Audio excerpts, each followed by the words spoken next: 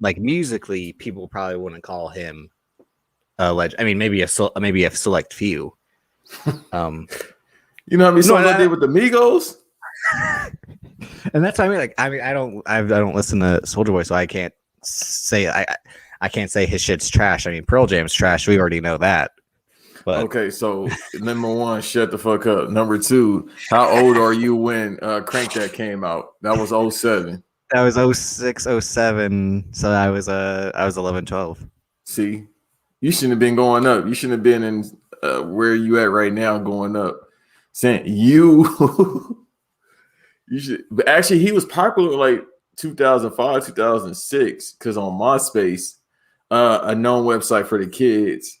He was I never had I never had it. I know, because you was like 5 when that came out. So with MySpace, he was like the king of MySpace. He had the song called "I Got Some Bathing Apes," and he was popular then. That's why I said, like, before we came on air, he basically was like he pioneered like popularity as far as the internet and hip hop. So should he maybe be more mad at Lil Nas X in that aspect?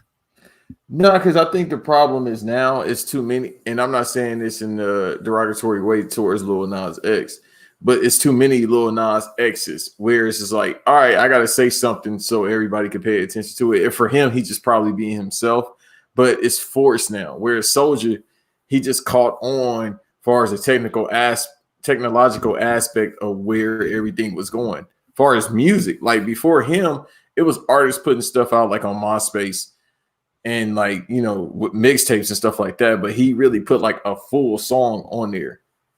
Well, I mean, like, so he had Crank That, and I remember that was like the biggest thing on YouTube. And like, I remember the SpongeBob like remix, like the SpongeBob version of that, where like it'd be like SpongeBob clips cut up to Crank That, Watch Me You, and it'd be like SpongeBob when he would go you, and then he performed Soulja Girl on Ellen. I remember vividly, which I was like, he has another song, like. You know how the song go? Isn't do you have what it takes to be a Soulja Girl? Isn't that what it is? Am I right?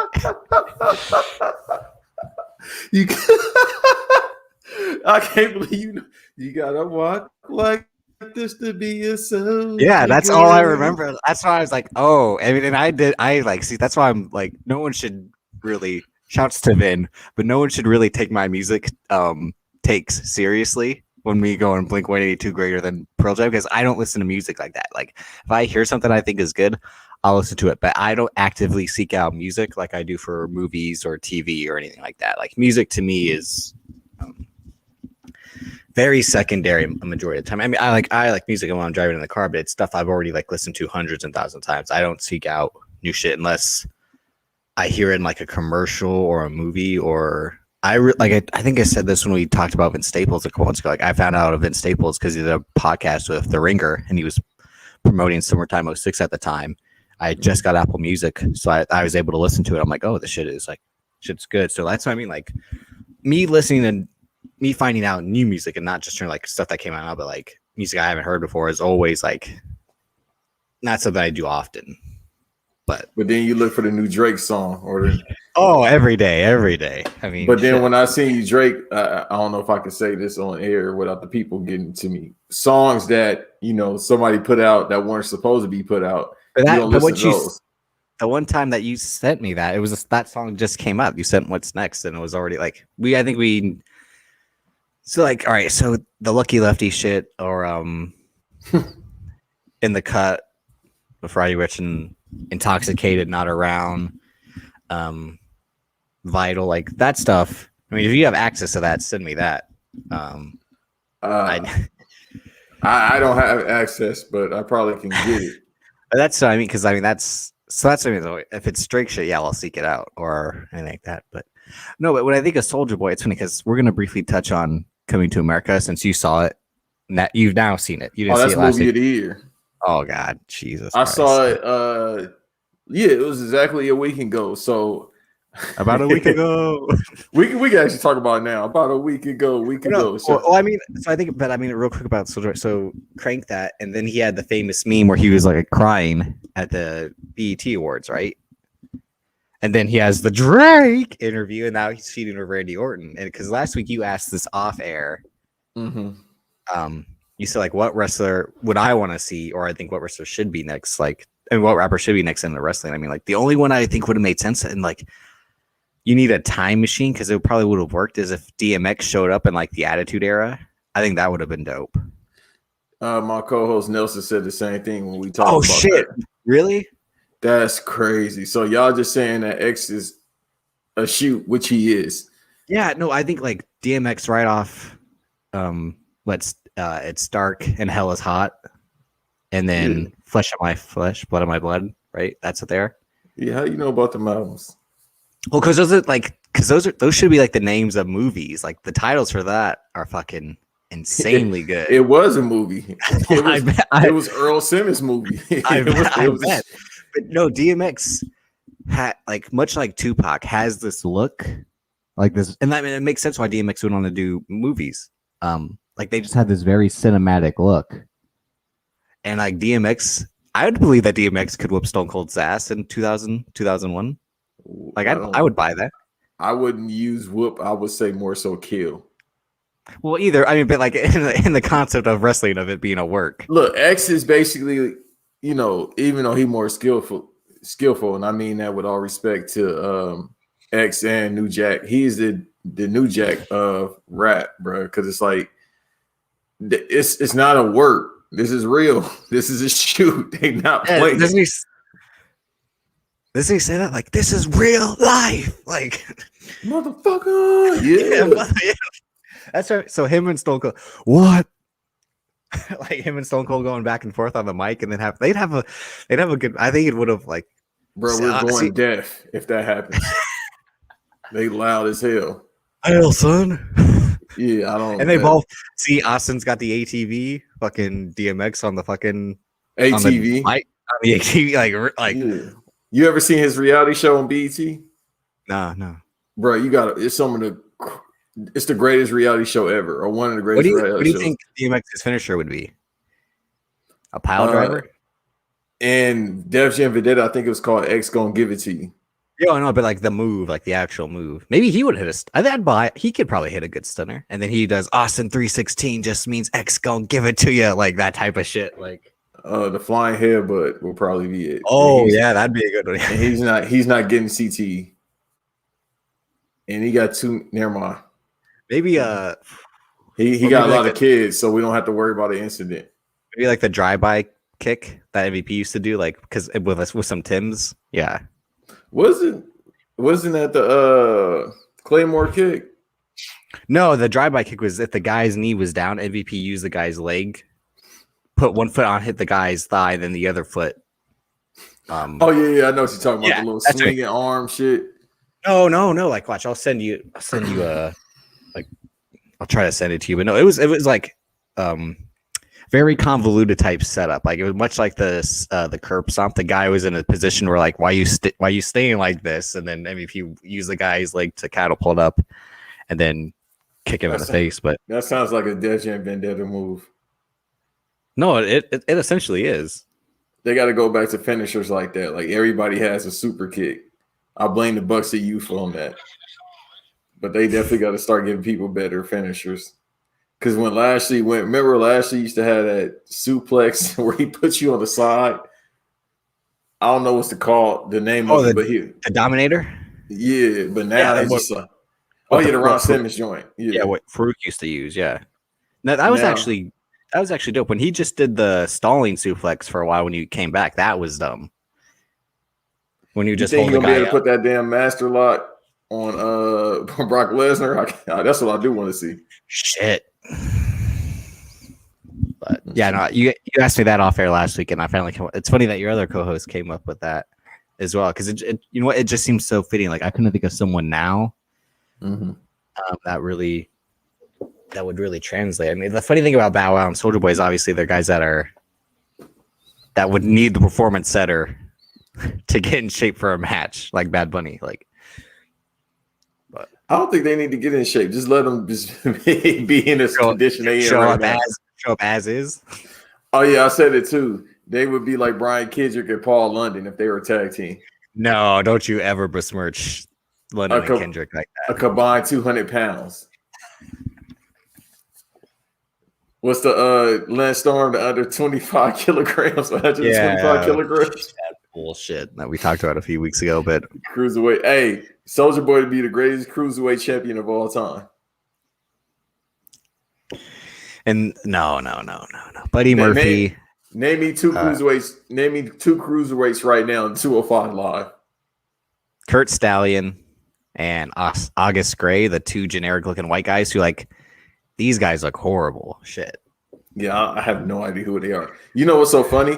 I was gonna watch 205 Live the other day just to be like, what's been going on? I haven't watched 205 Live probably in 2 years. I was gonna tap in. I was like, let's see what's going on. I was like, and then I saw the thumbnail on YouTube and I said, I'll pass. Well, I mean, since we're talking about wrestling right now, before we do the intro to the show, because I don't want to spend too much time on this because we talked about it when we did the Wrestle Kingdom show, I believe, about the best technical wrestler. Absolutely. At the time, you said Pete Dunne, It's and I said Zack Sabre Jr. And then it came out, and then on XT again that this week they said that Pete Dunne is the best technical wrestler in the world. Which, again, I didn't say Pete Dunne shouldn't have that. I just say I think in the real like technical like holds and shit, Zack Sabre has that title in my opinion. But Pete Dunne is 1B. If it's like you don't want to put him at 2, then they're 1A and 1B. He's 1A. And first of all, for somebody that slanders Bret Hart, you got your nerve to really want to talk about this, yo. I like technical. All right, so you one day we'll do the. I've already told my reasons about Bret Hart. Yeah, but we're gonna have that conversation again because we got to have that theme episode going towards WrestleMania. I mean, Bret Hart. I would never say that Bret Hart was. What's going on with your hat? I would never say that Bret Hart was a terrible wrestler. I think he's an asshole. That's why I don't like him. Well, some great people be like that. I don't know what to tell you. They say the same thing about Kanye, but he got 4 classic albums. That is true. But yeah, that's the thing. And I mean, growing up hearing my dad say Bret Hart had the same match over and over, that just stuck in my head. To a certain degree, yeah. But at the same time, his work, which is why my dad hated Randy Orton as well. He's like, he's just like Bret Hart. They wrestle the same match over and over. All right, so let's go back to I think that was January. We had when I want to have the Randy Orton talk. Yeah, let me see how things about to play out because he about to say some bullshit again.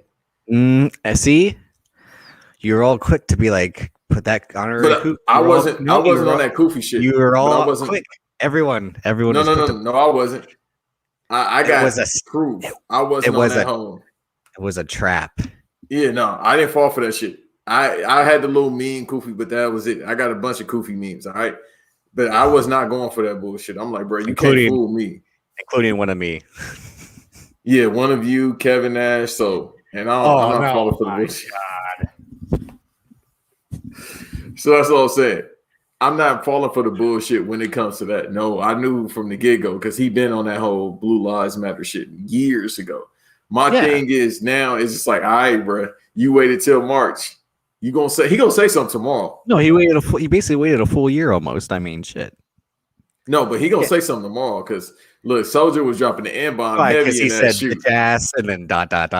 No, he gonna go further. He probably said, his privacy is on home. He went further, but I'm saying he gonna go further on the internet, or Alexa Bliss gonna say something because I'm like, who told her little goofy ass to jump in? Of course, she don't know who Soulja Boy is. She done had fucking 6-7 concussions. Well, and that like, who asked you? Yeah, she just jumped in. I'm like, well, she ain't got shit else to do. That's why awaken the fiend. That's what I mean. That shows like your career is. And same thing with T-Bar. Again, like your career is in such like a shit state. Like you really like. That's what I mean. Like Dominik Dijakovic, phenomenal wrestler.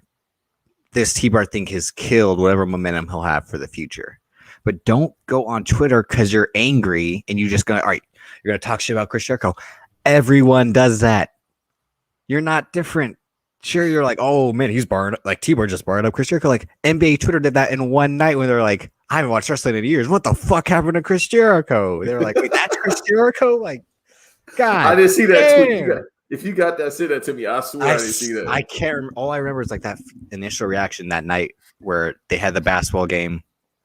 I think it was Bucks Celtics or whatever, right before AEW Dynamite. And they were like, they got wrestling on TNT now? They're like, wait, that's Chris Jericho? Everyone was just like, because like they were probably like, oh, no, like what the, like, damn. They killed the brain. Said, damn, that's why again. And I said this. I shouts to Cody and Eve. I said this before on the why Retribution was the worst thing of wrestling in 2020 because like it was a horrible gimmick, and then everyone gassed up them for talking shit on Twitter. But it was one guy. It was T-Bar just going like, Chris Jericho, you're a super spreader. It's like we were all saying that just because you're a fellow wrestler saying it. It's like if you worked in the same company, it would mean more. That because it'd be like, oh shit, like you're talking shit about your coworkers. Like that's like it is what it is. But you know what's so funny about that? Before we get back to this technical part, the thing, he was like, first of all, he capped Chris Jericho being capped. He said 67,000 people at a Fonzie show. No, he said 100,000, I thought, or something like that. 100,000. I'm in the club with 100,000 crackers at a damn Fonzie concert, bruh. He's lying. 100,000 people ain't bought no Fonzie album. Well, it was Sturgis. It was the festival, so he was probably counting the overall people were there. They went to go get nachos. No, but then again, he's a wrestler. They said 93,000 were in the Silverdome. Or it's not 93,000 in the Superdome or whatever the. You talking about for WrestleMania 3? Yeah. It wasn't 97,000? No, again, it was like something close. But they always lie about their attendance. They lied about it at WrestleMania 32. We were like, we just broke the AT&T Stadium record. Like, no, you fucking didn't. Like, you just made that shit up. Like, I still see people. I see empty seats right there. I mean, unless you're counting the wrestlers and the stage workers and Vince McMahon himself, then I guess. But like, remember the NBA said that in 2010 at the All-Star game at Jerry World. They said 100,000 people, which kind of looked like it was filled up. But I'm like, I don't know, bro. That's when the stadium was new as well. Either way, just Cowboy Stadium, best stadium in the planet. We got our quarterback now too. Yeah, and he ain't gonna do shit. All right, I know. Just let me put it up. All right, but he's not technical, but he done is. I mean, he was technical when he was doing that like hip shit. Like that was like whatever he was doing that one in the pregame. All that to get his goddamn knee popped into 200 different places. So Pete Dunne, again, I mean, I would say it. You could call him number one now because after that Finn Balor match at Vengeance Day, which we didn't get to spend too much time about because we talked about every Vengeance that took place before Vengeance Day. But yeah, they had a very technical matchup, and they had Pete Dunne work the fingers, which is like the only man in history to work fingers is Pete Dunne, and he was like, Finn Balor was like this after like like this is my good hand, like he couldn't hold shit. Let me use my strong hand. Scared me too. Yeah, that's what he was like. He was going around the house all day, like picking up shit, like You think he did the My Germs thing from Scary Movie 2? You remember that scene where he played the potatoes? Yeah, that was god. Yeah. They're like, oh, how about some chicken? And he's like, he just like rubs his hand over everything. That was fucking disgusting. That whole scene. I'll probably watch that shit tonight, bro. I ain't seen that movie in years. I'm gonna watch that tonight. But he worked the hands or he worked the fingers more so. And it's like, which is insane thing to do. Like, bro, you taking away like the 100% of your offense. But no, it's practical in that way. And like, so that's the thing about technical wrestling, right? It's like you're doing all this shit for what? To hinder the person to do any type of offense. So that was the thing. Like Finn Balor could barely get him up for 1916 or aka Bloody Sunday. And but again, like Finn Balor's able to hit the stomp because he just has to get to the top rope. So really you should have like worked the legs or anything like that. But that's the thing about got to grab the ropes.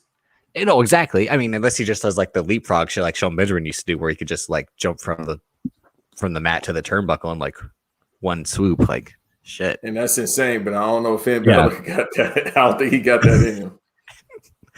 But that's the thing. And again, you're a fan of like real technical wrestling, right? Yeah, I'm a nerd in that way. So I'm one of those old school dudes. I go back and look at Stu Hart, whatever you can find of Stu Hart. Yeah, whatever footage you could find, because you ain't gonna find like his first couple matches. That shit, no, they didn't have tape recorders or whatever. I go back and watch that. I go back and watch the. I don't know if I can say Barry Windham. It's technical, but I go back when I want to go back to them 70s, 80s. I'll kind of go back and watch those. But you know, I don't think I ever told you this. Will Regal is one of my favorite workers. That makes Not sense. More so the promos, but the way he works. I think that shit is genius. The way he works. I mean, but he's an underrated promo. I hope you're not trying to say his promos were terrible by no, he's extremely good. It's just you know more so that I have Master Eugene. No. Yeah, I won't be saying that right now. No, that's what he would be like when you have to be Eugene's caretaker to be like, oh, sir. He just like, bro. You know what? I think I watched that match at least once a week. La Resistance versus Ric Flair with Savon Garnier and Rob Conway. And one of them was I was fooled the whole time. I thought they both was French Canadian. No, that was the whole thing. Wow. See, but I know. Yeah, no, I mean William Regal definitely a technical wrestler. I mean, technical wrestling with me is I enjoy it every once in a while. It's not like my favorite type of style. But again, if it's someone like Zack Sabre Jr. or a Pete Dunne or Finn Balor, I'd also say is technical as well. Absolutely, the European guys, like well, I mean that's it's really their style that they perfected with like the World of Sport stuff back in the day, and mixing shooting with like Billy Robinson and all that. That's the Greco-Roman freestyle, and they just intertwine it with everything else. Yeah, and it's weird. Like they do all that like shit. I mean, Norman Smiley as well, correct? Before he became like a comedy character in WCW, he would do all like the grab one hand, then you switch it over to the other hand real quick, and then grabs the guy's leg and like turn them over. It's like real like holy shit type of stuff. It's gonna be a conversation that we got to have about trainers who are never looked at properly. Norman Smiley might be the greatest trainer in pro wrestling history, besides Stu Hart.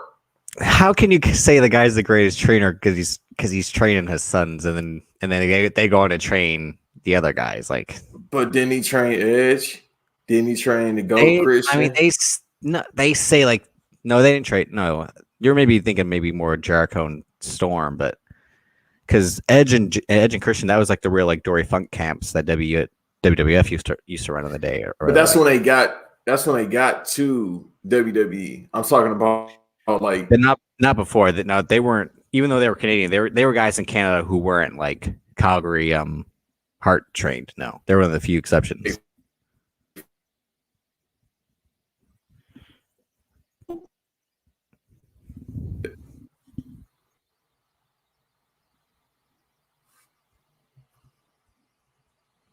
What'd you say? Yeah, no, we might have those issues a lot. That's gonna be a reoccurring thing. Is my Wi-Fi? It seems to be. So no. I thought they were trained initially by Stu Hart. Not that I don't think so. No, I think, like I said, I think Jericho and Storm might have showed up and been trained by like Keith or Bruce, but they weren't real Hart grads. And the old school mindset were like how Pillman and Benoit actually were trained in like the real dungeon before it became what it is. But because it probably shut down at that time. But I think, hold on. Oh, you keep talking. I'm just looking up the people that he actually trained. I remember when I watched Edge's like WWE doc, like the one they did in like 2010, I think, or 2009. Like they never said he was trained by Stu Hart. Jericho, like I said, I think they said like he spent a few weeks there. Yeah, I swear Edge and Christian are not trained by them. Christian Cage. He fucking wrestled a Bengal tiger. Who? Stu Hart. Stretch the tiger. I'm looking at it right now. Like, this is a grown ass tiger, bro. I mean, what? Khabib Nurmagomedov wrestled a bear when he was like 3 years old. So shit. Yeah, I forgot Stu came up during the Great Depression. He was born in 1915. Yeah. Fell in and then fell in with a gang of shooters. Why don't you? If you want to try him, he was always with the smoke too. Whoever wanted. All right. Yeah, because Let me pull up Stone my Cold screen. Stone Cold pushed him one time, and Stewart's like, Like it's just a work, bro. He really wanted to smoke. Stone Cold's like, I'll beat your ass, you piece of trash. No, you're not. Stu Hart had old man strength from the time he was born to the time he died. Like, when you grow up in the cold, yeah. That should have been the match after the screw job, Stu Hart versus Shawn Michaels. Bro, he would have killed Shawn Michaels' back. You think his back was cooked there? He would have killed his back. Just like all them goddamn stretches he know how to do. He would have put Shawn Michaels in the wheelchair, bro. For legit, like not when Shawn Michaels had the knee injury, or do you think the back injury was a work, or do you think it was legit? It was a work. There ain't no wrong with your goddamn back. You can't. I know it took you 4 years to come back, but still, like, come on, bro. That's as I listen to one of the podcasts to the Labs fan, they keep talking about him. Some of their episodes, they did the whole year of '97, and like Shawn Michaels hid behind the knee injury because he didn't want to drop the belt, and then he was wrestling like a month or two later, like perfectly fine, and then like the back thing happens, and then like he wrestles Austin, and like he's gone for a while, but like when he came back in 2002, he was like, I showed up and I was like in the best shape ever. I mean, I was not in the best shape physically, but it's like I never lost a step, which is like, well, maybe because you never had a back injury, Sean. I mean, like, he had no damn back injury, bro. I mean, that's why maybe I'll pick him over Brett, just because like all the antics Shawn Michaels pulled, like just real piece of shit stuff that I'll admire and respect. Like Shawn Michaels, like Bret Hart's like, Shawn, I'll drop the belt to you, and then Shawn Michaels like, thank you, but I wouldn't do the same. Like, what an asshole to say that. Because he wasn't that good. That's why you do shit like that when you ain't that good. And then the back injury, and then showing up his buddy at WrestleMania when his buddy's a champion, just like pure like piece of shit asshole stuff that I respect, and that's why Shawn Michaels should be looked at as one of the greats, just because like he played the game and he fucking won. He still won at the end of the day. He played politics, bro. He was not that good. That's how you know you ain't that good. He was. When you gotta do shit like that, you're not that good, bro. That man took 4 years off because he lost a smile. What that mean? No, see the smiles with the knee injury. He had a knee injury and then a back injury, right? Within a year. And then he said, all right, I'm about to quit, and left for 4 years. He's like, my knee, it's not good, and I've lost my smile. My mom's like, I never see you smile anymore. Sean, I never see you smile anymore, honey. Call him Mark Henry. A nigga didn't help you. That didn't make you smile. Oh, you didn't hear New Jack said that. And once again, you think New Jack lying to us? I'll never say anything about New Jack because just out of fear. When I saw him in Beyond the Mat, and they said like he was going to try to make it in Hollywood, I'm like, book him. Do you not know? Like, have you seen this man? You think this guy can be an actor? Like, I would have booked him. I mean, I know Danny Trejo had some shit, but I mean, still. No, I would have booked him. Like, didn't he try to go for like T-Bone the Gangster, whatever nickname they tried to give him for whatever movie that was coming out? That scene in Beyond the Mat when he has the audition, and the guy, I think like the guy wanted to sleep with him. That's it. It was just, and then the woman was just like, I think, terrified. And he's again the guy making Beyond the Mat. Who again? This will segue into Coming to America because he wrote the script. He was partner of Eddie Murphy's. But like, oh, that's right. I forgot all about that. Yeah, Barry Blaustein. So see how my mind works and how it can segue. But like, he's like, hey, I got this wrestler guy. He wants an audition. Just like, don't even turn the camera on. Like, just like it's for my documentary. Like this guy's a scary guy. He almost killed someone. Like, and they're like, okay, all right. Hey, listen, you can't say that about cast directors, even though it's true. It's true. What do you mean I can't say the truth? Like, I can't say this shit about Hollywood bathing in baby's blood, and then South Park says it this fucking week? All right, bro. Yeah, we're gonna do that episode very soon because it's time. Because every week we keep on talking about it, and then every time I see it on the timeline about stuff I say, I be wanting to retweet it, but I'm Well, I mean, like, I mean, again, we're not Mad Men anymore. Again, this is 30 minutes into the episode. We haven't said this is the first episode of Banks versus Davis, the BVD pod. but you already know what the fuck the vibes is. We changed the banner. Damn it. Yep.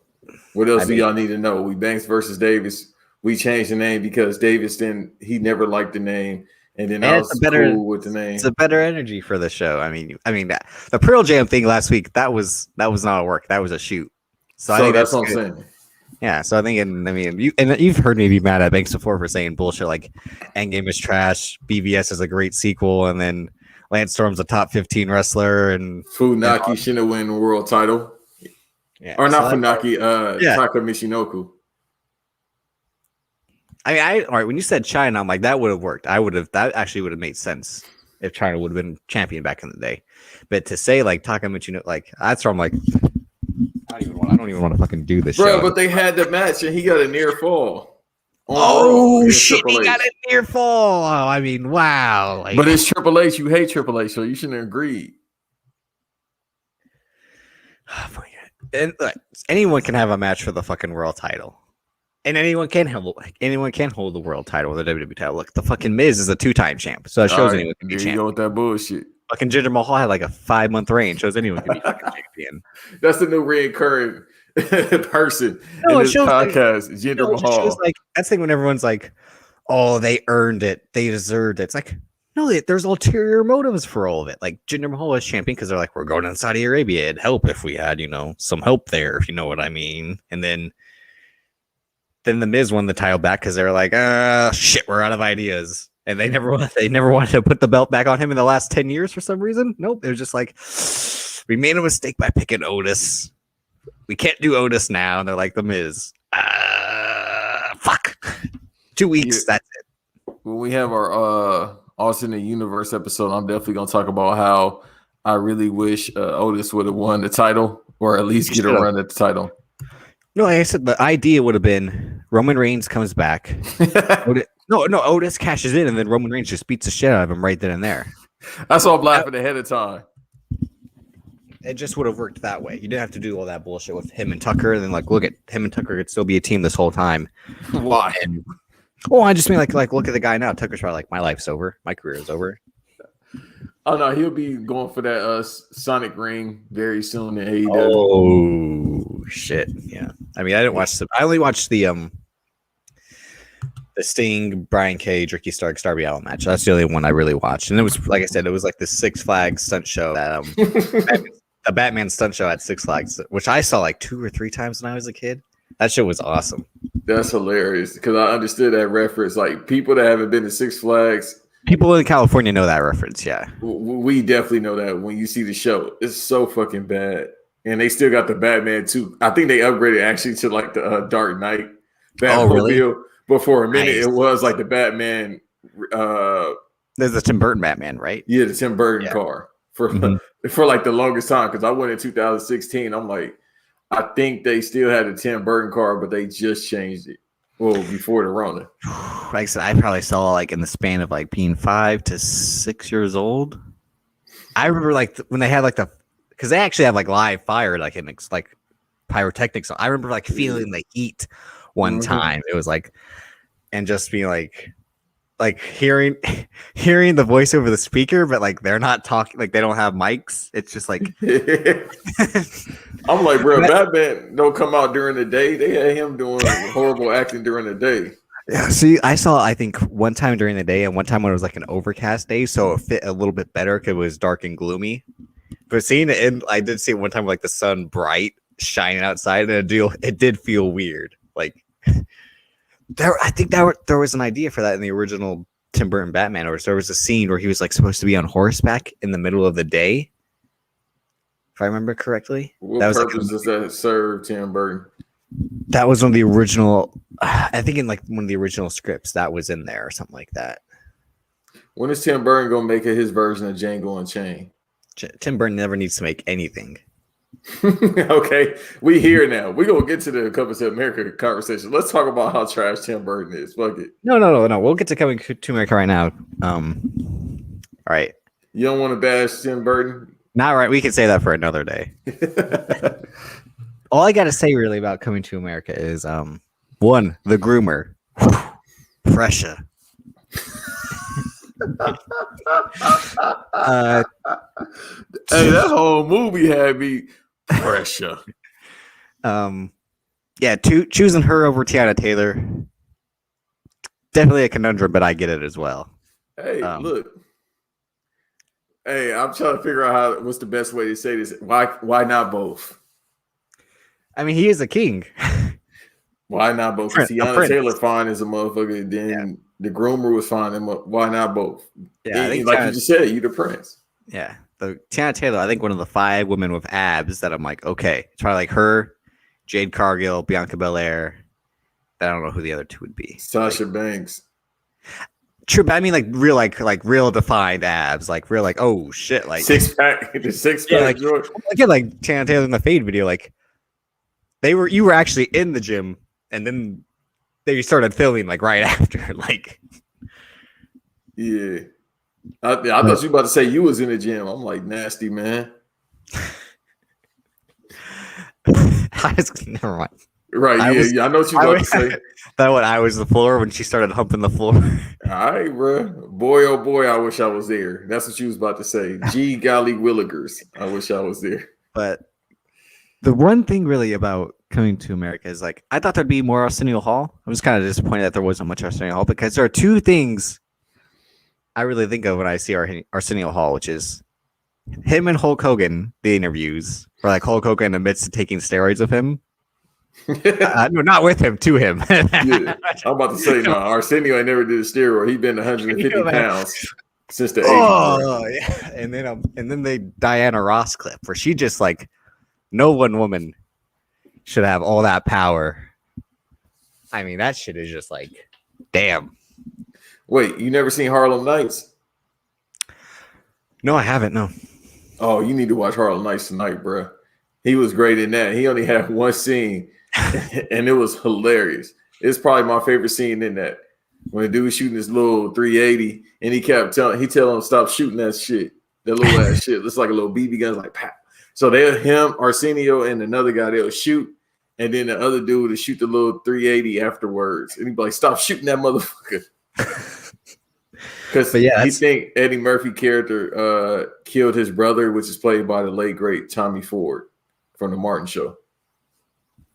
Yeah, I've never seen Harlem Nights, so sorry to disappoint you with something I haven't seen when I shock you with stuff I have seen. You still ain't seen Paper Soldiers, and we talked about that last week. Yeah, and I won't watch it. No, you need to watch Paper Soldier. That's Kevin Hart's best movie. Kevin Hart's best, like I said last week, Kevin Hart's best movie is the 4-Year-Old Virgin scene. See, now you're throwing words at me. I'm gonna take them as disrespect. But look, no, that shit had me rolling. But look, it works too because remember, did you see that on your timeline? What? About here, everybody was saying like some goofy said that Kevin Hart got better movies than Eddie Murphy, and they pressed it. Which is the dumbest thing ever. Because I mean, Eddie Murphy in the 80s alone beats everything Kevin Hart. Somebody said Boomerang, and I was like, that's the end of the discussion. It was like Boomerang is better than any movie. Yeah. Or no, every movie Kevin Hart has done as a whole. I said, yeah, we could move on after that. Mm-hmm. But there goes the point of people saying just random shit to get attention, and then it backfires. And look at the Kevin Hart shit. It's Think Like a Man 1 and 2, which is the all-star cast. Yeah. And he wasn't even the best part of that movie. Yeah. Because the first, I haven't seen the second one. The first one was. I've only seen like parts of the second, but I've seen the first a couple times. You seen the first one, you said? A couple times? Yeah. I've seen the first a couple times, and I've seen only parts of the second one. Oh, you better than me. And I'm not saying it's a bad movie. I think it's a great movie. I only seen it once. Well, I mean, like I'm not full of setting. Like it would be on TV, I'd put on for a little bit, or like I don't think I've seen it always start to finish. I've always caught it at like moments. So I've seen enough of it, pretty much. I've at least seen the full movie at like different sections. Yeah, no, I seen the first one time when I was with a young lady. So great movie to watch with a queen. I'll Don't just they say that. face Jordan Farmar, Shannon Brown, Matt Barnes, Lisa Leslie, and like one other pro in that scene? And You're insane for remembering that, but I'm yes, pretty sure they basically face like the 2010 the Lakers. LA. No, Yeah, anybody from California or that was yeah, in that too. California at that That time, too. yeah, because Jordan Farmer, all them from California. Hmm. So it was like, all right, y'all in the area during the summertime, cool. Because they all were active in the league at that point. So it was like, all right, just cool. Just come to set. But the Kevin Hart run of like two Jumanji movies, The Rock, Central Intelligence. Well, not The Rock, Some Dwayne of the Johnson. worst movies. My apologies, Dwayne Some of the Johnson. worst movies ever made. No, Yeah. Yeah, he was Dwayne Johnson when he made those, because those are some of the worst movies I've ever seen in my life. So I'm saying like he had what, two stand-up specials / movies that like movies like his stand-up specials that played in theaters. I think he had what, Let Me Explain, and then one other one. But what we're saying is that Kevin Hart, no way, he doesn't have one movie that can compete against Eddie Murphy. Any Eddie Murphy movie. Shit, even Daddy Daycare is a better movie than fucking anything Kevin Hart had. Damn, bro. I used to watch Daddy Daycare like all the time when I was young. Yeah, I think I actually seen that at least 10 times, which is weird. Well, that's because Regina King's in it. So That's right. I seen that. I've seen shit. I don't know if I should admit this. I've seen Pluto Nash a lot of times. oh, I've never seen it. You seen Vampire in Brooklyn? Is that what it is? Oh, that's a great movie. Oh, jeez. But You ever seen that? no. I just watched it one time. The funniest thing about that No. is John Witherspoon. I'm telling you. Well, he's always the best thing in anything. That's true. But he was hilarious when he played the homeless dude. See the motherfucker flap it.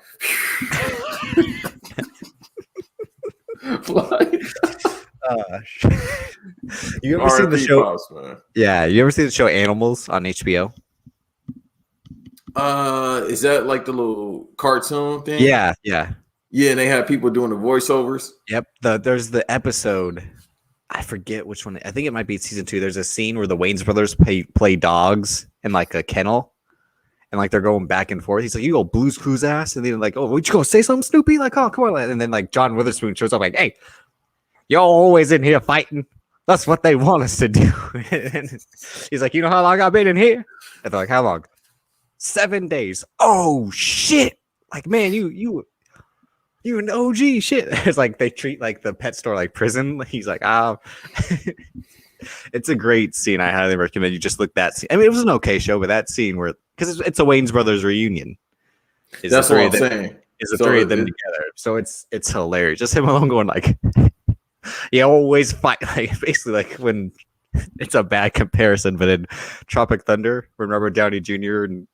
and Brandon T. Jackson had that argument, he's like, for 400 years, that word has kept us down. He's like,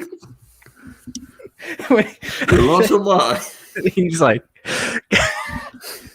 I didn't realize at the time how bad that was. And I loved that movie when I saw it. Like when I first had it, I watched that like every other day that summer, like that year.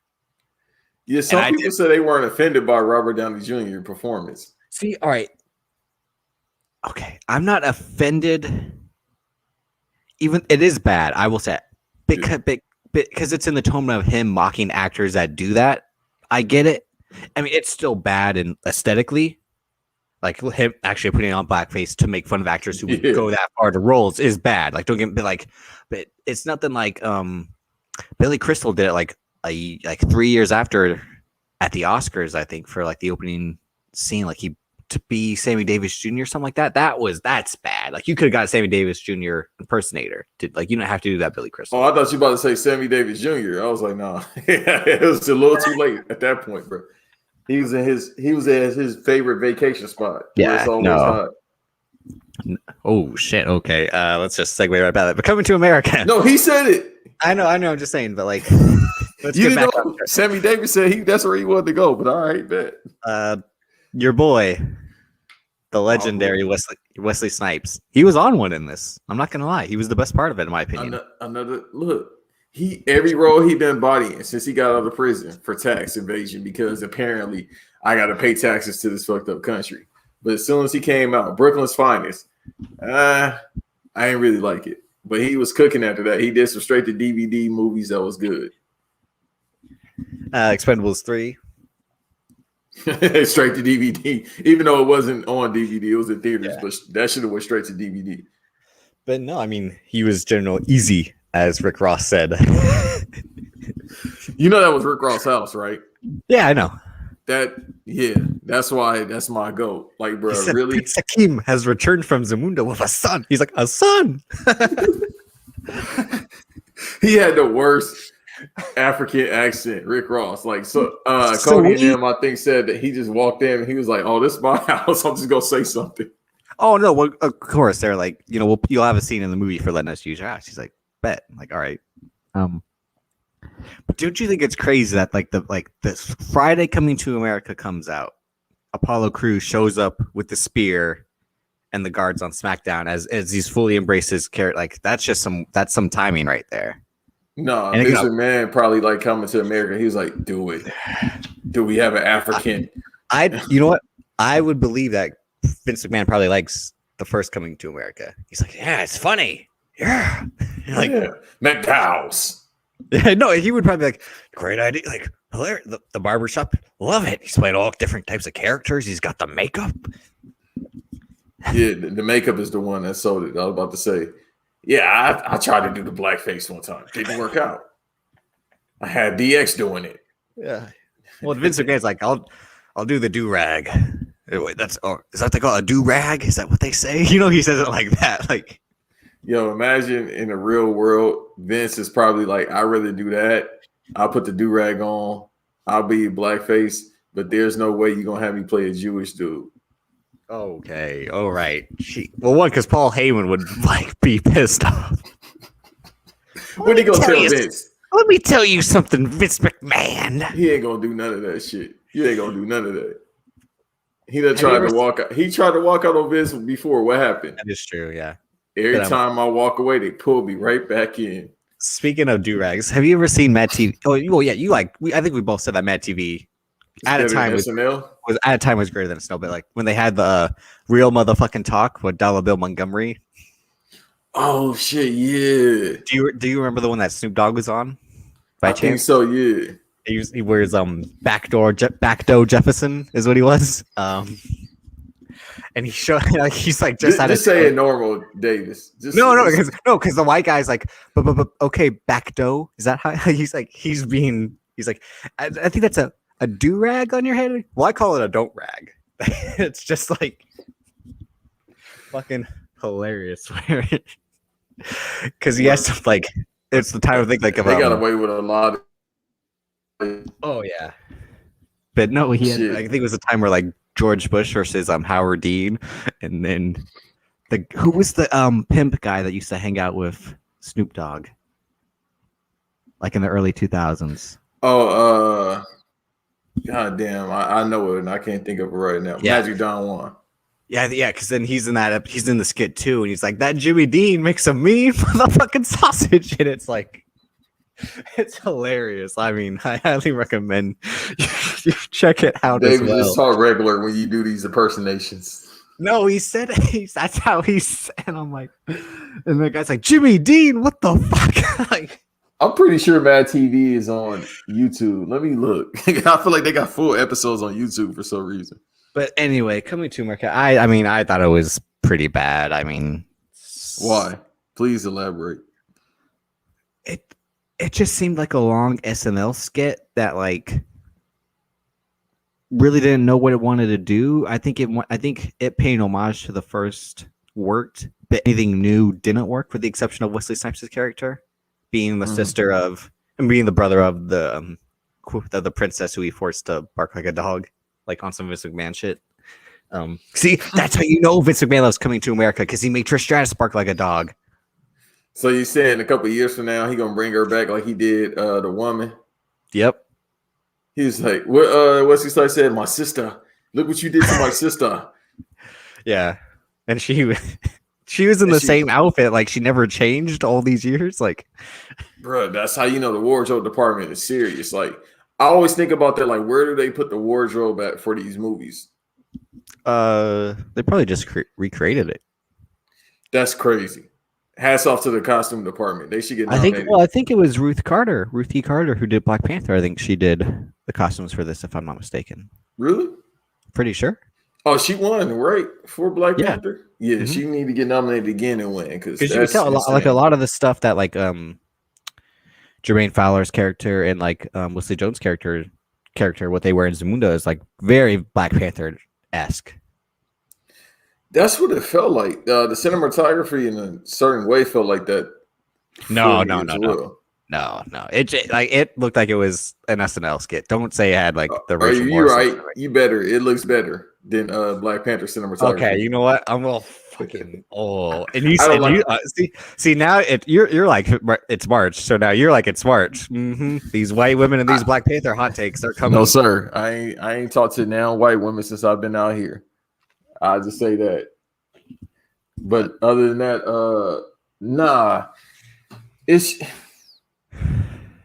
I keep trying to tell people it's like no deep dive for as to why they made the sequel. Eddie Murphy bored, bruh. Yeah. He bored. He got 10 kids. They were able to get everyone back at least pretty much. Yeah, what happened to the mom? Because did she maybe die in real life? That's what I was thinking. It has to be. I didn't look it up, but I'm like, that's the only reason I think. Because I'm like, I don't think it was like an Aunt Viv situation where like she didn't want to come back or like there was some shit with her and Eddie Murphy. I don't think anything like that. She might have just like passed away. If I'm thinking that. They killed James Earl Jones within 10 minutes. I mean, James Earl Jones, an all-time legend, just like he's like, I can only act so much. Like he's like, I can't do 12-hour days, bro. He probably told them get it in 8. Yeah. One take, that's all I'm here for. But again, all-time legend. He 90 years old too. He's like, bro, just get this shit real fast. Get this real quick, big fella. You know what they also taught me? What? My fault. Go ahead. I just said like his line in the first one, where he's like, "Do you sleep with your bathers?" Because I do, or something like that. Was just like amazing. Eyebrows perked up. It's just that voice, bro. What other actor has a commanding voice like that? Besides Denzel?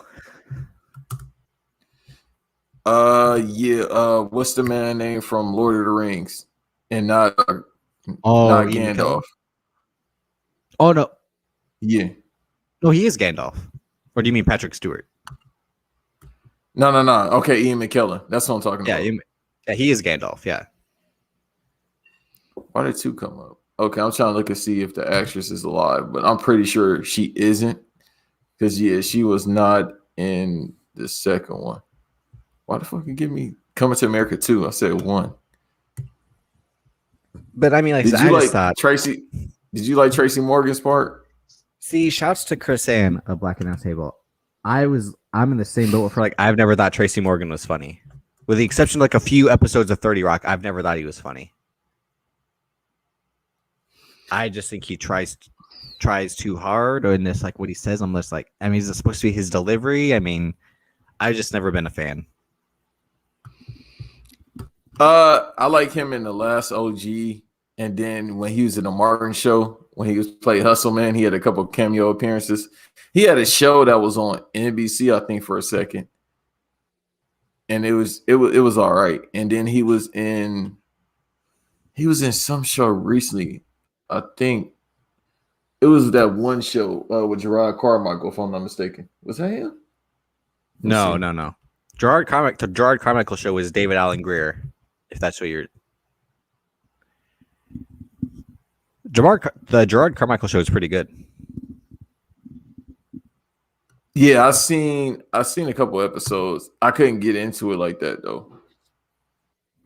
But no, yeah. See, so the Tracy Morgan character, I really didn't like. I mean, there was just a whole bunch of stuff that didn't work. I mean, the stuff with the daughter worked. Like her wanting to be ruler of Zamunda, like that story worked. But just kind of like everything else, like him trying to show that he could be a prince and all that, and I don't know. It was just I don't think they had an idea aside from like him like I think Eddie Murphy wanted to make a movie for his daughters, like and like pick up that women like the outdatedness of a woman can't be king. I think that was like the main story. But other than that, it just seemed like they didn't have anything else planned, and they were like, we can make it up on the fly. So it seemed like that's when like this was your idea of like for a sequel. I mean, with something like when there's a whole bunch of time in between sequels, like Blade Runner 2049 did it well with 30 years later. This is a story we're telling. Like Richard Deckard is still alive, and like look at the world now. And granted, there's all this like in between shit, but it's a hard thing to do to make a sequel all these years later. That's why I don't think it worked. Like that's why you have to come back with like a great idea. It felt rushed to me more so than anything. Just too fast with each scene. Right? Shoot it. Like pretty sure y'all got like Salt and Pepper coming out the same time as like was that In Vogue. So you got everybody coming out at the same time to sing the Prince and Gladys Knight and like bro, you got everybody coming out to sing the King lullaby as he died in the coffin, which was wild. So it was just like y'all got a budget. I don't understand why you just move so fast. Each scene just felt like it was fast. Like I said, because they didn't have nothing, and it was just like on the fly. You think they were just improv in every scene? Oh, 100%. Even the shit where like them and even the shit with them, like, and I mean, like you can tell some stuff, like so, like the stuff with the Prince and the groomer, like that was stuff that they worked out because again, of that they have a scene like what we talked about last week with the sequels. Like they commentate on like all American movies are nowadays are remakes and reboots and sequels, and they're never as good as the original. So why try to do it? Like him and her have that whole dialogue, which, like I said, 21 Jump Street did so well, and then did even better with 22 with commentating on why they made this movie. And this they try to do something similar. It's like, see, you can't do that in a movie that like took this much time off to then announce a sequel with like a half-ass idea, like he secretly had a son because he secretly had sex with a woman without even knowing it. Like, see, that whole idea was just also bad of like him being drugged and then having sex with Leslie Jones. Like, come on. Yeah, I was like, I mean, I understand it's necessary as to, you know what I mean, this character development. And then it's just like, all right, he has to have a reason to go back since he was living this lavish life and he got the girl of his dreams and they had 3 daughters. But it was just like, all right, bro, like you couldn't just slept with the bride and be like, hey, my son found me somehow. It's like they found out that he had a son. It's like, all right, go back. Well, that's the thing. They didn't want to do a thing where like he. Oh, I just like they didn't want to do a thing where he like cheated on the queen because then he'd be like a piece of shit, and then he'd be hard to root for because like this was the woman he loved, and they didn't. And like he said before, like she was the only woman that he'd ever been with. So that was a tricky thing of like, and they probably didn't want to go the route where like he was an imposter pretending to be his son, and you couldn't do that nowadays with like blood work and DNA unless like he forged it or like created it. So that's why I'm like, just the idea of it didn't work. I mean, and then the whole idea that Wesley Snipes wants to unify their nations because they're the poorer nation and Zamunda's the richer nation. There was just a whole bunch going on. If they could have focused on it, I think it could have been a little bit better, but it is what it is. Yeah, and that's more so with that. That's more so Black Panther-esque as well. If they did the whole poor nation thing, or not Black Panther, but in a way, I feel like it's another movie that did something similar. But do you mean with how Killmonger's like, we need to empower our people all over the world with these? Yeah, but remember, he was like, I got to take the technology type thing. It was just like, you know, Wesley Snipes' character had their own section, so they already had some type of power. They just didn't have enough as to Zamunda. Well, I mean, their nation is just poor, is what it is. He's like, and like their soldiers train on Dance Dance Revolution and shake weights. Like that was very dumb and outdated. Like, really, like the shake weight is how they stay in shape, and then like Dance Dance Revolution is for their cardio. And which the Dance I understand, even though I never did it, but the shake weight, I said, all right, bro.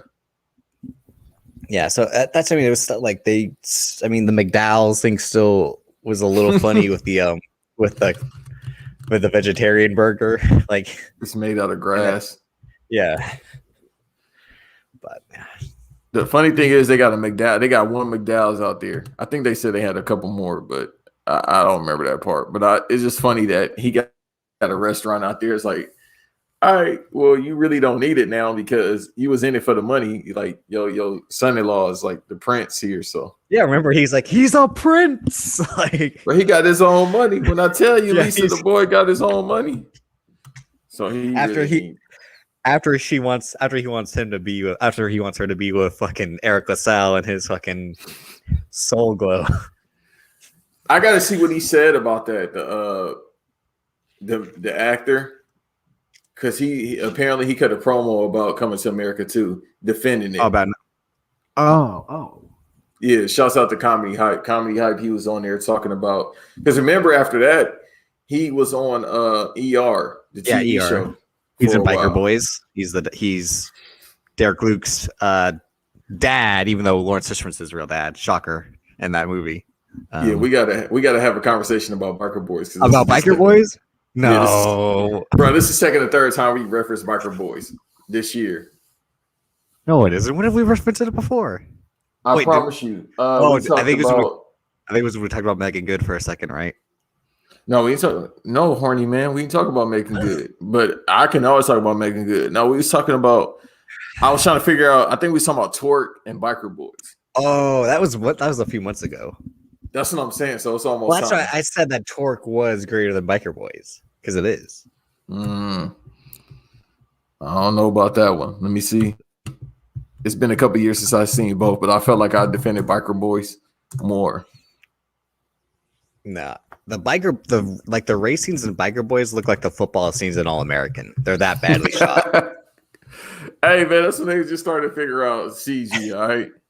No, it's not even CG. It's just like they're moving like 10 miles per hour, and it's supposed to believe that they're moving 70 to 80. Oh yeah, Torque had Ice Cube. What the fuck? Yeah.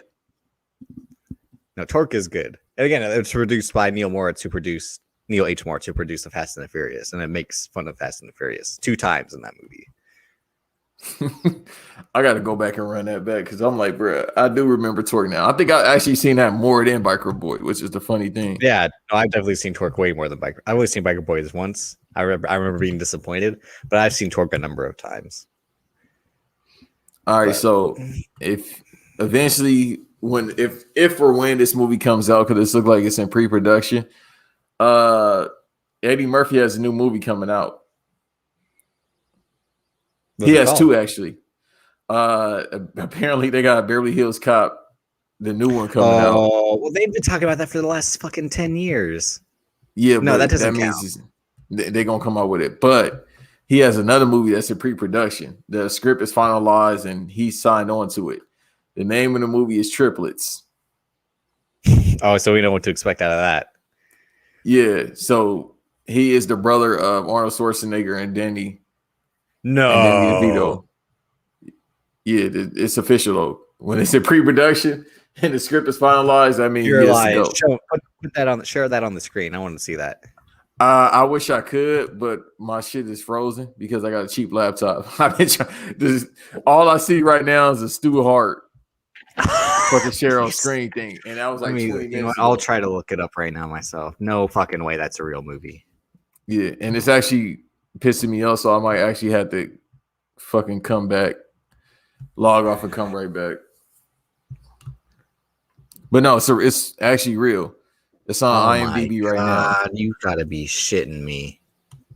Confirmed. Yeah, the script is done. He confirmed the sign on. It's in pre-production, so they about to start shooting more than likely this year. It's just probably COVID probably helped us because I feel like if it would have been no COVID, they actually would have started shooting already. I can't think of a worse idea in like movie history than that. When was this actually said? Let me Google it just to make sure. I just saw something that said February 3rd, 2021. That's when they start shooting? Or that's when it was? No, I think I think the last news article about it. That, oh my fucking God. That is like. Bro, he got 10 kids. He got to get paid. I can't even knock it. He got 10 kids. You don't have to do the good projects no more. You said it. I thought he was gonna be all three triplets. I thought like it was gonna be a movie where he was gonna play one triplet. One was gonna look like him, the other was gonna be, and the other two were gonna be him in prosthetics and shit. I was like, oh, okay, so he's going back to like basics, but like him being the long lost brother of Danny DeVito and Arnold Schwarzenegger, that's just even stupider. Like fucking. You got to get paid, bro. Oh my God. you got to get paid. Like he said, it was funny. I was watching an interview during press for Coming to America 2. And he said the question people always come up to him and ask him, they're like, do you really got 10 kids? Out of everything else. Because he be in the house, right? That's all he does is just stay in the house. Yeah, but his youngest kid is like 10 at the 10 at the oldest. I think 10 is the oldest. Oh, for some reason I thought he just had like a new kid. Let's play the Eddie Murphy kid again, because it's like, bro. No. Yeah, we got a long time. Speaking of the hard fan shit, we got good taste in women, so I understand. Well, far as his first wife. Well, I mean, do you have anything else you want to say about Coming to America before we move on? Yeah. Watch it again. Don't watch it again. Don't. It's movie a year by default, just because it's like. No, it's only March. It's only March. That's what I'm saying, because there's nothing else coming out until June. You're only saying that because Fast and the Furious is supposed to come out in June. No, it's coming out. I believe you now. It's not coming out. Them saying that most of us are going to get vaccine by May. It's not going to come out. They're gonna push it to like September. But if so this is what's going on, and I'm inclined to believe what you're saying, because hell, they pushed it back for a year, so why not push it back a couple of months? So, and 007 has really won, because we kept saying, what the fuck is going on? No, they really been playing checkers or chess in this instance, because they pushed it back a year. It's coming out now, I think October of this year, when it's supposed to come out early last year around this time, which is still funny. It was supposed to be a month from, it was supposed to be last April. Yeah, which is still funny. Then they moved it to November or something of last year. And then when it was like August, they're like, well, we're just going to push it back all the way till October, December of this year. They smart like that. Paramount knew what was up. They was like, okay, we're going to wait till this vaccine get cracking. All right, you're saying Coming to America is the best movie right now, when like I think we're a week and a half away from Kong Godzilla, which I know you're hyped for. I'm not. And then sorry. Snyder Cut come out Friday. That's and then we're a month away from Mortal Kombat. Yeah. So relax on that movie. I might still look. I got to put over the Black Project, so I might still say Coming to America too. Fuck it. But Snyder Cut coming out Friday. I keep forgetting that today. It's a holiday. No, not even Friday. Thursday. Yeah, Thursday. Which is crazy. Why would they put it on a Thursday? Because it's 4 hours. Friday night is when people are off work for the weekend, though. People are going to watch 2 hours Thursday. Well, you know why? People are going to watch it at 12. Or like if it comes out like, is it 12 o'clock on Thursday? Maybe is that bullshit? Or like almost close to midnight on Thursday, or does it come out Thursday morning? If it comes out Thursday morning, then that's dumb. If it comes out, if it's the 18th. If it comes out at like 7 p.m. West Coast on like Thursday night, that's smart, because then all day on Twitter Friday, people are going to talk about Snyder Cut. That's why. And then on the weekend, everyone will be. It's bit like Zack Snyder doesn't care. He's like, people are talking about, like, did you see the snippet of an article that came out today about him? No, if you could send that to me, I will put it on the screen, but fucking shit ain't working out. It was just bullshit about him saying that because the interviewer said that since Batman v Superman, DC movies have gotten better reviews and have made more money. Aquaman and Shazam. And he's like, that's fine, but BVS and BVS is like a cult film. It's the most talked about movie on the internet. It has this cult following. It's like, no one talks about Aquaman. He's like, no offense to Jason Momoa, who I love. No one's talking about Aquaman every day like how they talk about BVS every day. So basically, Zack Snyder was on some Soldier Boy shit. Like, he's not lying though. He's like, I rule the internet. People have been talking about my movie for fucking 4 years now. A version of a movie that came out. I mean, that hasn't come out. He's like, people have wanted to see this movie for you. And he's like, these trolls and incels have will. He didn't say that, but I'm just saying. I'm saying this now. Like these trolls and incels. Yeah, he's not MJF, bro. Have willed this movie into existence, and then COVID willed it as well because HBO was like, "Fuck, we ain't got nothing on this fucking streaming service." Even though it's a great streaming service, they were just bitter and being scared of Netflix and all that. That they're like, "You want Snyder Cut? Fine, we'll fucking do it." And then they had the sworn idea of actually putting movies that were supposed to come out on the service for 30 days and then put it back out in theaters. But I mean, bro, is he lying to us? Batman versus Superman. I've never seen a movie. I know we're gonna indulge on it. You know, this next episode coming up next week. Yeah, but it's just funny to me that Batman versus Superman is supposed to be this trash, but people they still talk about it. It's been about 6-7 years now. Well, here's why. Because yes, and people still talk about Batman vs Superman for worse than better, but they still talk about it. Because I think we as society, like 70% of the time, we want to talk about shit that's bad and that we trash. Then 20% we want to talk about the shit that's great, and then the 10% is talking about shit that's in the middle. Again, like Aquaman, it's good. I was talking about how good it is. I like it, but I would never talk about it as much as like Endgame, which is something I think is great, and I would never talk about it as much as something like VS, which is fucking trash. Again, I just watched the Ultimate Edition. Well, I watched like the first hour 30 last Sunday, didn't finish it. Then I watched the rest of it yesterday morning, and I'm just like, God, this movie, fucking A, like shit. We'll talk about it next week, but just a quick news bite. Oh no, finish talk it. About the Snyder Cut, yeah. With the Snyder Cut, it is apparently coming out on the 18th. It doesn't say the exact time, so we'll just say midnight for our guesstimation, and it's a 10-minute intermission. All right, so it's like even longer than 4. Jesus Christ! Unless they include that in the 4 hours, like it's 3:40 and then like 10 minutes of intermission or whatever. Because then they got 10 minutes of credits and then apparently it's. I could be wrong, but apparently it's like straight up 4 hours and then a 10-minute intermission, so they not counted as the length.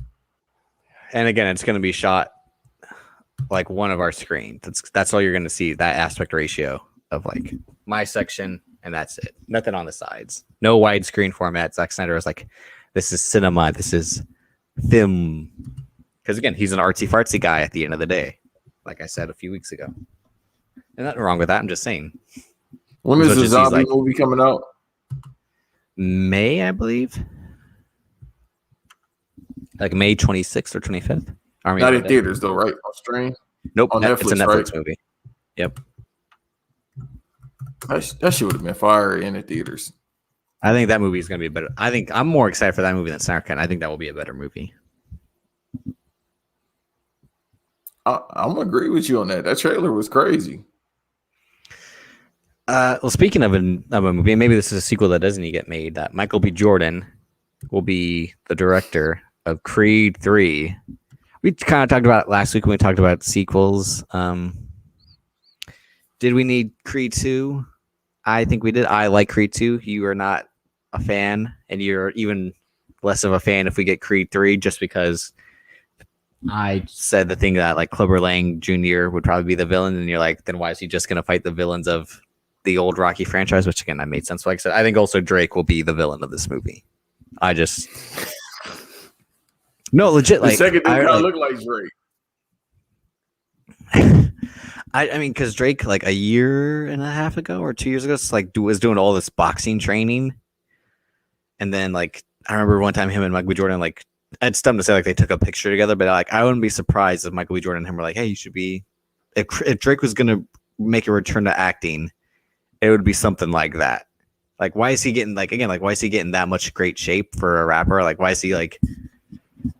And besides maybe self-conscious reasons, I mean, because he's Shawn Michaels, man. Both of them be cap artists. Okay, you better fucking relax right now. And I like Drake, but come on, bro, cut the bullshit out. I don't want to see no Drake versus Michael B. Jordan in no fight. What the fuck? That's gonna be it. I don't want to see no light skin fight. Get the fuck up out of here. How's that gonna entertain me? Him trying to dirty Mac his girl and she can't hear. Yeah, she can't hear you dirty Mac her, bro. Oh my god. You can't sing Jaded this way. Hey, you never know. You know you can't. Yes, I'm hurt. Yes, I'm jaded. Hey, Jaded. Heartbreak. Like what he what he says on Entourage, like heartbreak. Yeah, like no, we don't want to see that shit, bro. Just don't make. I know the movie coming out because they want to see Michael B. Jordan direct. Hey, you know what? I got an idea. You know, see, and we're a month away from that Michael B. Jordan Without Remorse movie. Okay. See, that'll be for the sake of the pod and the laugh. That'll be a better movie than Coming to America. Again, this man lit a car on fire and touched right it in. That's the first thing I said, bro. That's the first thing I said. I said, fuck everything else. I said he opened the door barehanded after lighting it on fire. And then it was the side of the car that was on fire, but not his side. I was like, okay, I know that can happen, but the way he just touched the door, like, bro, it cannot happen. You're like, don't even try to be like, I know that. That's like in like the Inferno match. Like, I know you could wrestle in a ring full of fire. No, that shit would melt right away. Like, but that's what I'm saying. Like, he touched, like, the car is gonna get on fire. He touched iron with his bare fucking hand and opened it fast. He didn't even hesitate. So in real life, if you don't feel it, your adrenaline going crazy. And about this whole movie, this whole movie is him being a man on vengeance, revenge. It's all adrenaline fueled. This movie's like he's literally gonna kill everyone and everything. He's gonna kill a car. Like he's killing a car and killing a man inside of a car that's already been killed. Like I forgot what I called it. I think I called him the nigga. Don't say it. Don't. Oh, okay. I said he's just letting his PTW or PTSD go crazy. But did you all right? So you came up with this topic.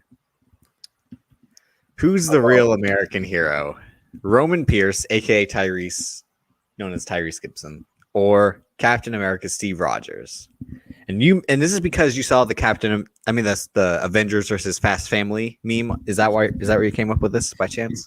Yeah, then the dude shouts out to him. I don't know what's that, but he responded saying everything that made sense about Roman Pierce. So make your case for Roman Pierce. We kind of did this and we were kind of messaging each other.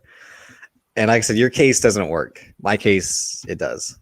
Okay, so first of all, I didn't like. I still don't like Captain America. I just like the Winter Soldier. That's it. Nobody was trying to be no fucking Captain Steve Rogers with no red, white, and blue on there. Undertaker wanted to be Captain America.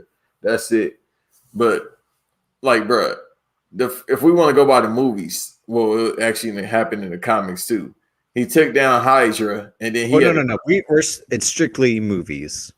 Okay, let's go by the movies then. Yeah. So he crashes because. I still don't understand that analogy. Like he freezes himself, like he didn't mean to freeze himself, but then he froze himself to get into to stay young.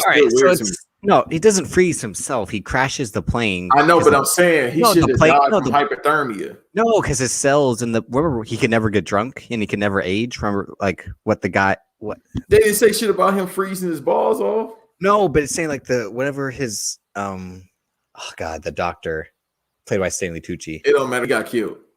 No, it's that. Remember, he's like, I could drink and never get drunk. He's like my cells, that whatever. Depressing. Regenerate. Yeah, well, not maybe. I don't think they use regenerate because of Wolverine, but he's like, yeah, that the way they work, I can never get drunk because it's so essentially him being frozen. Like real quick, the nerd in me is gonna cut you off real quick because that serum is basically the prototype for Weapon X. For Weapon X, right? Yeah.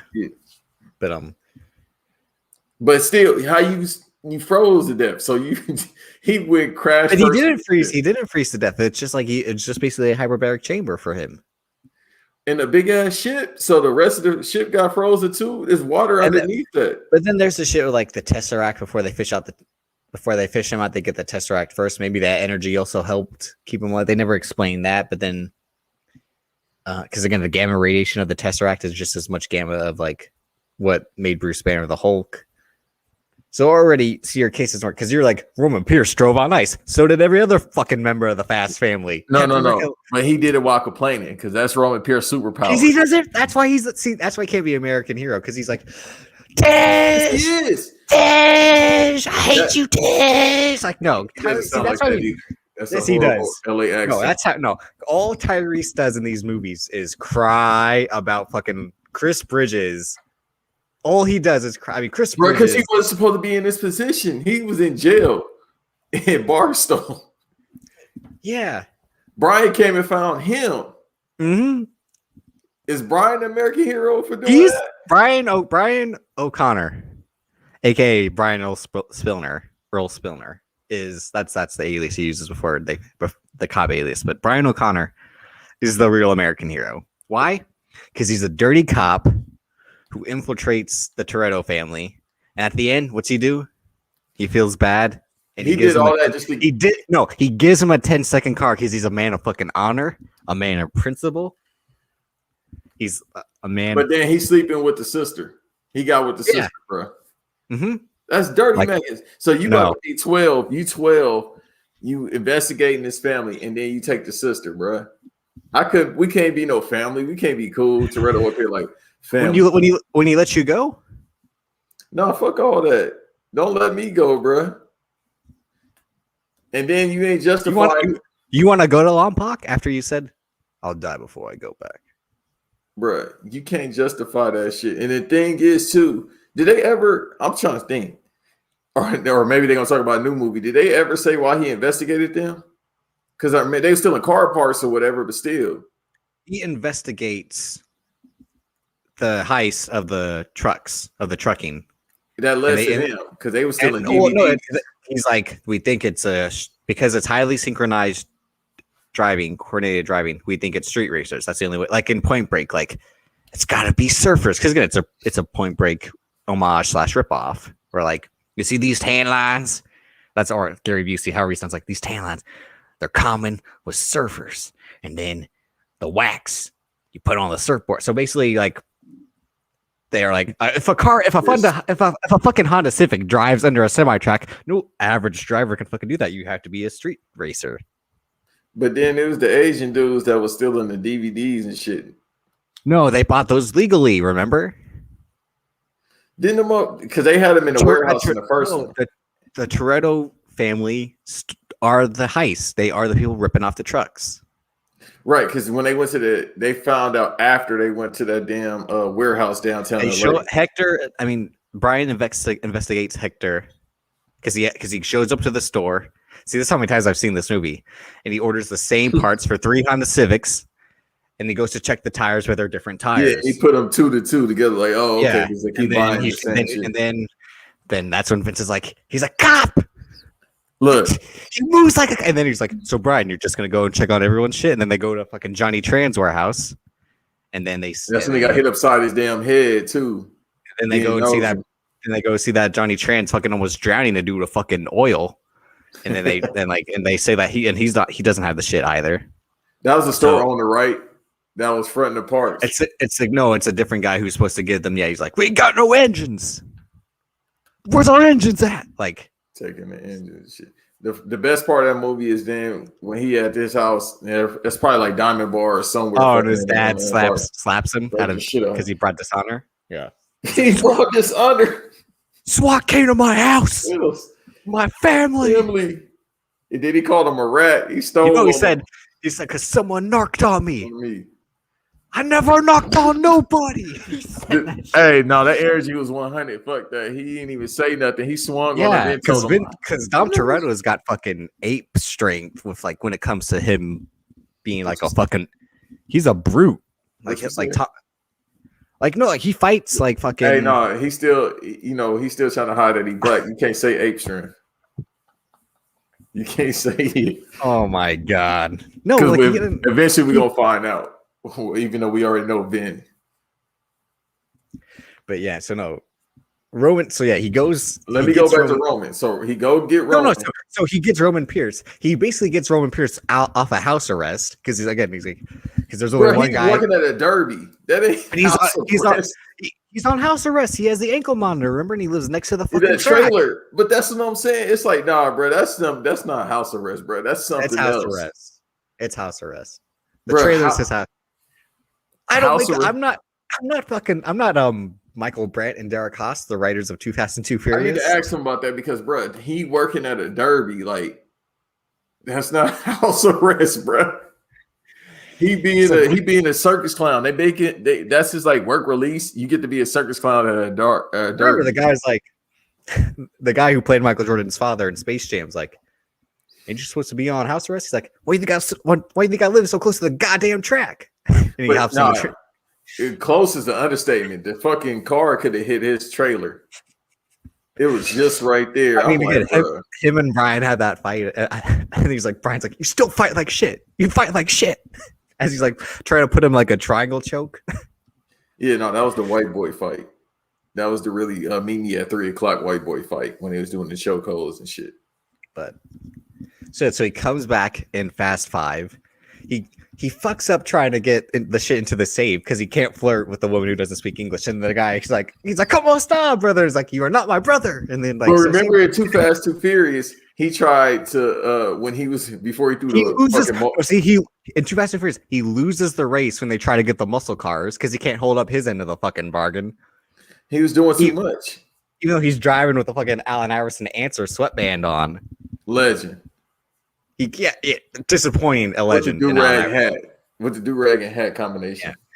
Meanwhile, Brian O'Connor, the real American hero, drives towards the other guy, which makes him spin out of control. Then Brian O'Connor whips that shit back in his fucking Evo and wins the fucking race because he's the real fucking American But hero. they use him for the front man for like all this. They like, all right, he's stupid, so use him as the front man.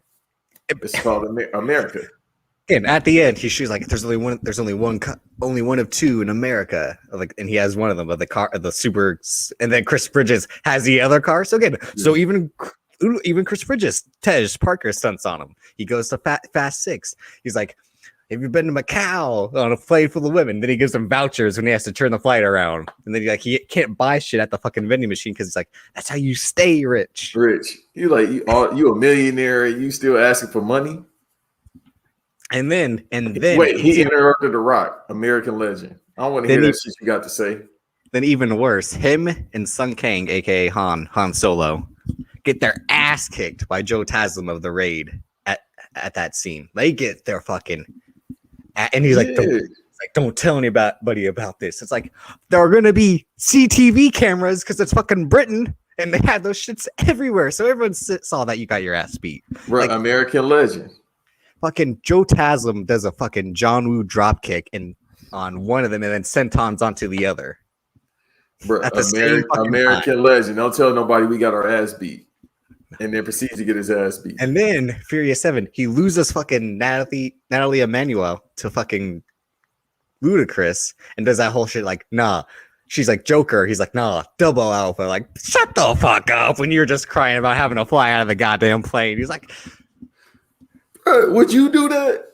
The thing is, they had to parachute him out. That's the funniest thing about him. He like, bro, I'm not leaving. He really bitched out. They had to parachute him out of there. So he ain't no real American hero. Meanwhile, Brian O'Connor fucking walks on a fucking RV that's tipping over a fucking cliff and then jumps and it's grabs called onto physics.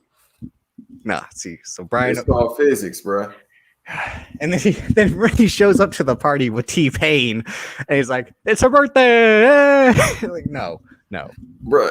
They used him for the distraction in Fast. I think it was 7 when they were in Dubai in 7. Yeah, again, like he says, like that's the thing with the party with T-Pain. He's like, yeah, like it's your birthday, right? He's like, and then no, see, so I'm telling you, bro. He is not the real American. Steve Rogers. He did all this shit. Mind you, he did all the stuff that we saying, these stunts and everything without no fucking steroids. But Steve Rogers is the poster boy of why you should take steroids. That's why he's the real American hero. Him and Barry, I mean, never mind. I mean, him and Justin. Tell us, man, Warrior.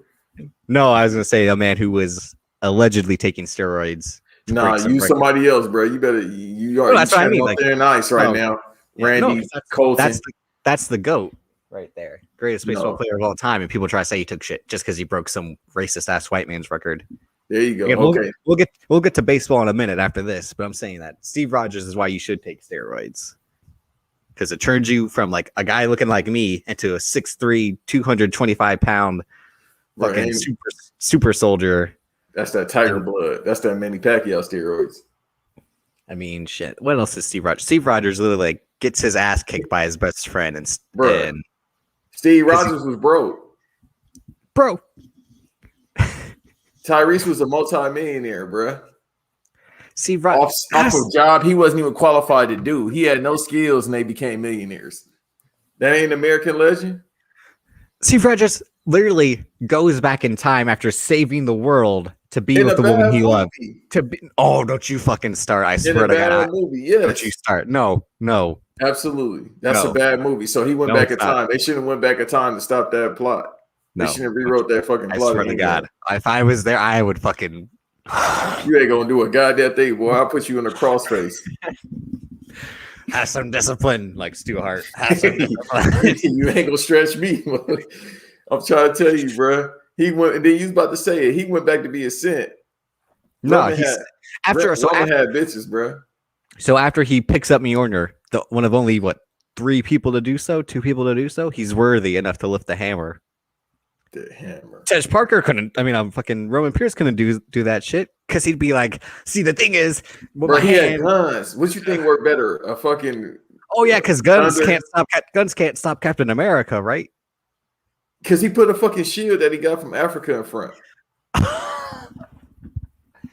Like, if he had that shield, bro, he was running phase, but he had to have the shield. It's like having a good left hook, and then you got to go for the jab with your right, or you got to go with your jab with the left, and then your hook. So Roman Pierce, they drop Roman Pierce's, they forcibly drop Roman Pierce's car out of the fucking plane. Steve Rogers in the Winter Soldier jumps out there with no parachute, and then Frank Grillo, who we'll talk about later, is like, "Nah, he didn't." No, but he puts that shit first to break into the water. Still, but where you get the technology? That technology ain't American. Technology is in Africa. Why are you trying to be Killmonger? Like, or did they take it? Like they took everything else? I'm telling you, where he get the serum from? Didn't he get the serum in Germany? Yes. Or is German engineered? The German engineered, yes. Well, German engineered that the guy. Everything he get is just like being a white dude. You're gonna take shit from that's countries. That's why he's the American hero. Because in America we take everything. So you white man, you take it. That's what I mean. That's why he's the embodiment of America. He's the greatest American history. He's the greatest success in American history because the history of America is built on taking shit from everywhere else and turning it into something. Okay, let me talk about my America then. All right, Roman Pierce is my version. Well, that is just like Franklin State. Like we live in 2 different Americas, Ted. There's your America and there's my America. Yeah. Yeah. Okay. I can't wait for that. When we get to that, we start talking about Snowfall Boy. I built this shit. Brick. He's still fouled for that. Damned. I'll be damned. He's still fucked up for that, bro. But we'll get into that. What do you mean he's fucked up by that? His character. So fucking they taking their jobs. This is they taking their job section with the British. The British are coming. All right. So his accent or not Corey James. Fuck. See, Spencer, I'm already off All American. I'm already deleting it from my brain. I'm that pissed off about it. No, I'm gonna start season 3 after. Whose accent's better, Spencer James or Franklin Saint? Trucker Gamer asked me the same thing, and I said Franklin. Yeah, bro, like hands down, it fucks me up. We got time. We got time, bro. He doesn't talk like that. Leon does a good LA accent too. For the most part, everybody do a good LA accent. Have you heard Uncle Jerome talk? Like his voice? Yeah, his voice. What's he sound like? Oh, that shit fucks me up. I bet. I mean, because he's like, "All right, nephew." Like, yeah, bro, nothing like that at all. Oh, of course. Well, that's like, yeah, he's like slap your old daddy. Like, it's like, do it. Come on, be a man. Slap your daddy. That's my favorite scene. And then he did that. You ain't gonna do it, daddy. You ain't gonna do it. I'm gonna do that shit. Come on, Mo. Slap your motherfucking daddy, bro. Probably that shit had me in tears. Top 10 TV character, in my opinion, Uncle Jerome. Oh no, he top 2 right now, bro. Oh God. I mean, I knew it from the start where he was just like, I ain't gonna do that shit, nephew. Like he's trying to warn him in advance, like this shit's gonna get us killed, like because he's smart. Then he's comedy as well.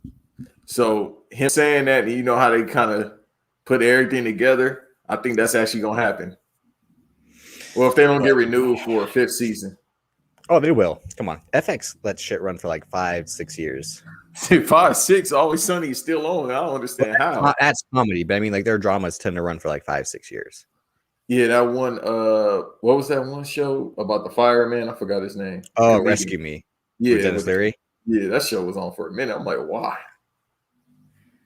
Because they were just building up like their own TV at that time, so they needed shows to go on. Hey, season 3 and season 4 of Atlanta is getting shot in Europe right now. Yeah. Shots to Zazie Beats. I'm gonna watch that movie too that you told me about. Yeah, you should. It's great. Well, because again, like we'll get like real. I know it's another pod, but we'll get like a real thinking caps koofies on and like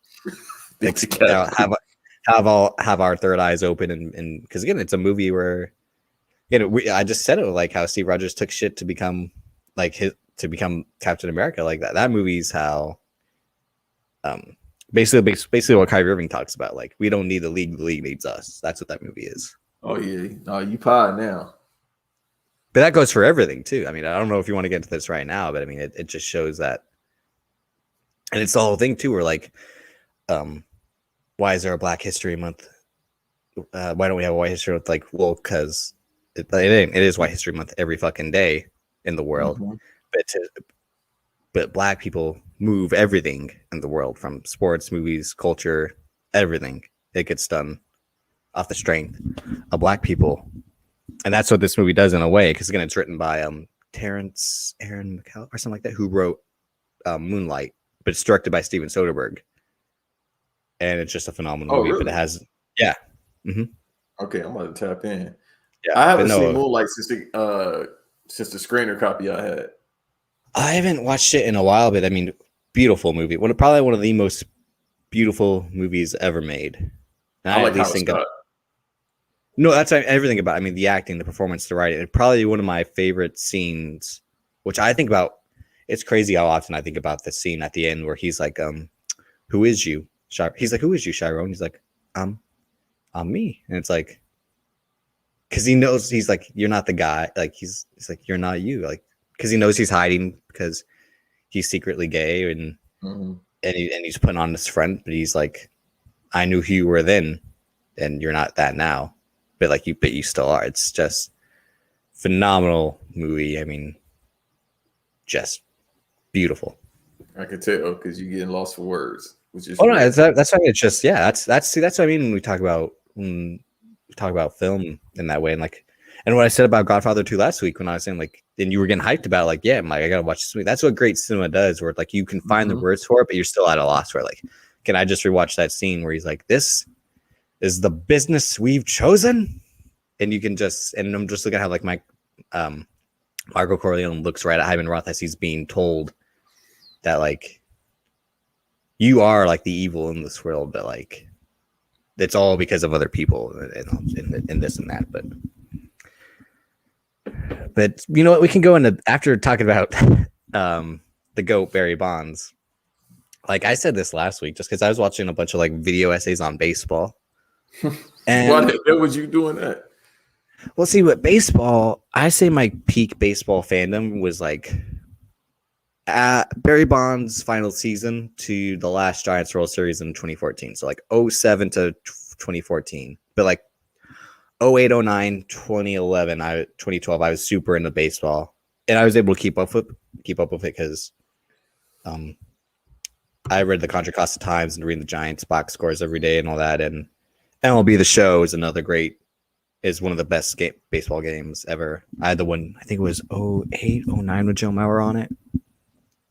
Mm-hmm. But baseball to me is a game, and it's been said before, it's a boring game. It always has been, but it hurts now in the internet era where our attention spans and there's not enough action and it's slow and the pace of it. But it's also a game, speaking of Black people and all that, where whatever swag that is brought to baseball, they try to kill instantly.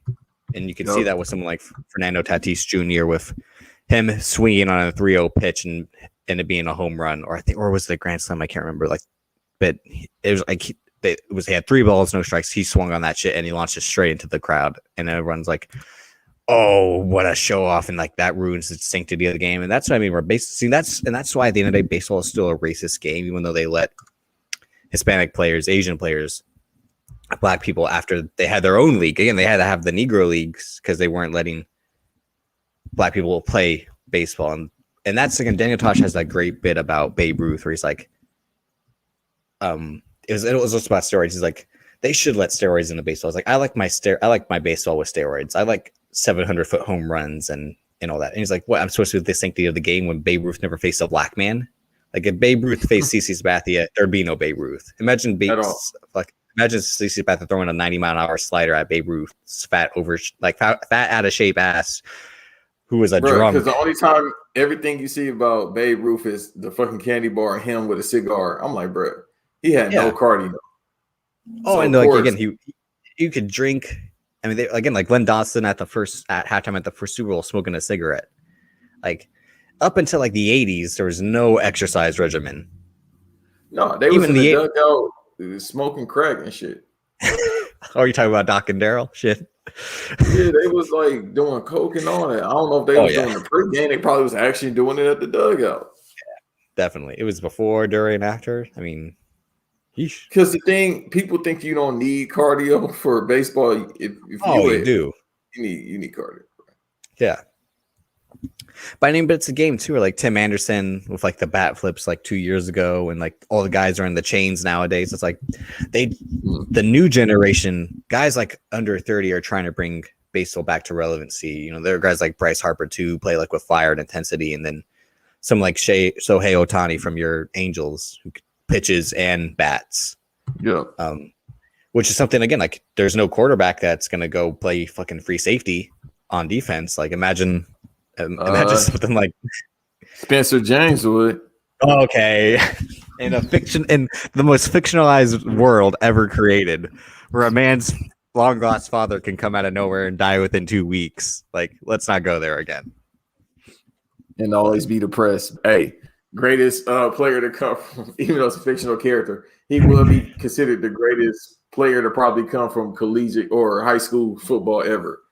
3 different positions, bro. I don't know about that. He barely played quarterback. He was playing Wildcat quarterback. He threw 1 touchdown pass. He played that. He played wide out, and he played safety. They had him play everything, bro. Jabril Peppers was doing that in fucking college. I know. They had him doing it in high school. Good luck when we get to season 5, or they probably gonna drag this high school thing out. Good luck when we get to season 10 of All American. He finally go to Crenshaw College because he was indecisive about going to Beverly Hills College. But what do you think? What are your thoughts on baseball? Because again, you said you're an Angels fan. I don't know why. When you live in LA, why would you root for the team from Anaheim, who then became the Los Angeles Angels of Anaheim, which is like the dumbest thing in the history of sports? Well, it really is. It is like, all right, it's a 45-minute drive. Like literally from Angel Stadium all the way to like downtown LA. Well, I'm sorry. That's without traffic. With traffic, it's about an hour and a half because it's LA. Honestly, it just comes from a place of the Angels in the outfield. That's what got me into baseball as a whole when I was younger. With Tony Danza? Yeah. Angela. Yeah, bro. You got the haircut like him too, so. Don't you ever say that again. And who's the boss? Davis Colson. Whoa. Yeah. You know that reference, goddammit. Is that him? Yeah. Yeah, totally. Yeah, that's what I'm saying, bro. Yeah, him and Judith Light. Yeah. I'm not gonna tell everybody all my business. I'm not gonna tell you how I know about who's the boss. Just know I watched a lot of TV as a kid. Well, I mean, you already exposed yourself for liking Pearl Jam, so I mean, what else you got to be afraid of? Oh, it's gonna keep on these podcasts over time. Y'all just gonna keep.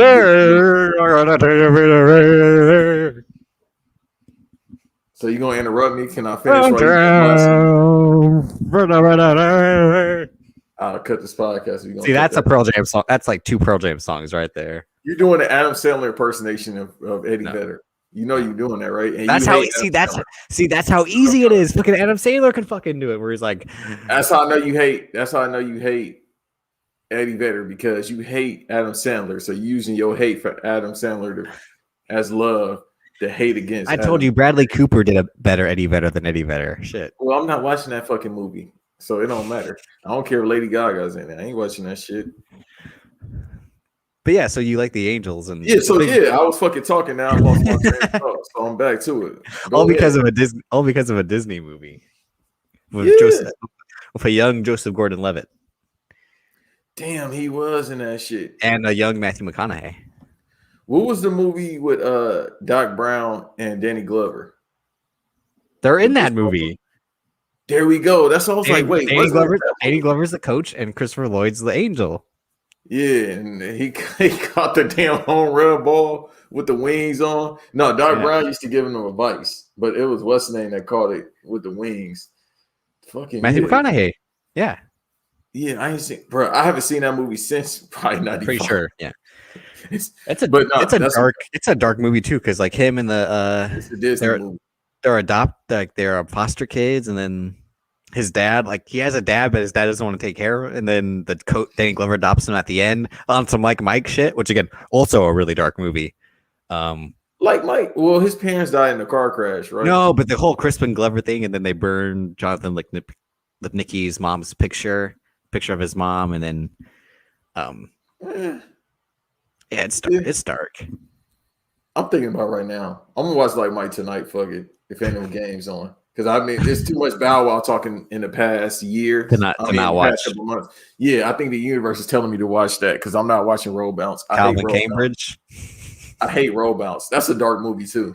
I've never seen it, so bro, that's a dark ass movie. Don't be fooled by the roller skate. That's a dark movie. I mean, shit, there's roller skating and snowfall, and that shit is dark. Well, when we talk about the snowfall, we had the snowfall episode. Yeah, it's a lot of things I want to talk about with snowfall. I'm like, I don't know if I should be watching this late at night, bro.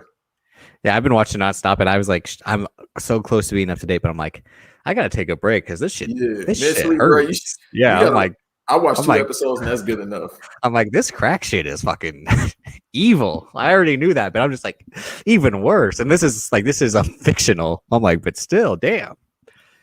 Yeah, I mean, and then it's LA at the time where people knew LA was the danger zone. I think that's when LA had the murder rate high, or it was like the early 90s when LA had the number one murder rate around boys in the hood. So, yeah, bro, that's a shoot, people. I'm not that old, but I know people, and it's a shoot.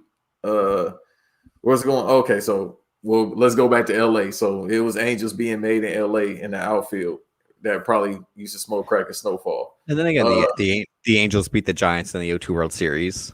Mm-hmm. Which man, that was since 20 years ago, damn near. And that was the bullshit with fucking they pulled the pitcher when the Giants had the lead. They pulled the pitcher, and then yeah. I didn't watch that, but I was just reading back when I was like looking back on the history of my team. I was like, fuck. Yeah, one day we got to talk about how the Giants got screwed by the MLB so many times. Well, no, because then we won 3 World Series in 5 years, so more than made up for it. I know, bro. That doesn't get talked about enough. I'm like, bro, they know the Giants is world champions, right? Like 3 times over. Yeah, no, I'm saying it, and all with like misfit players for the first one, and then Buster Posey became an MVP during the second one, and Pablo Sandoval was fucking. You know what it is? You know what it is? It's just like with the NBA. Okay, the Lakers are the greatest, even though I'm not a Lakers fan, and I'm not saying this because I'm from LA. The Lakers are the greatest team in NBA history. When you think about certain players, they play for the Lakers. When you think about basketball as a whole, the way it's played and it's entertaining, you think about the Lakers. But people go with the unless it's from 2011 to 2016, then you don't say shit. But you still think about it's it's Laker fans that know those dark years. Remember when we had Kobe? Remember when we had Shaq? Remember with a torn ACL or MCL for Kobe or Achilles. I'm sorry, Achilles. Yeah, and they were fucking silent all those years, and then they were silent all those years, and then LeBron James shows up, and then back. They hated him. Yeah.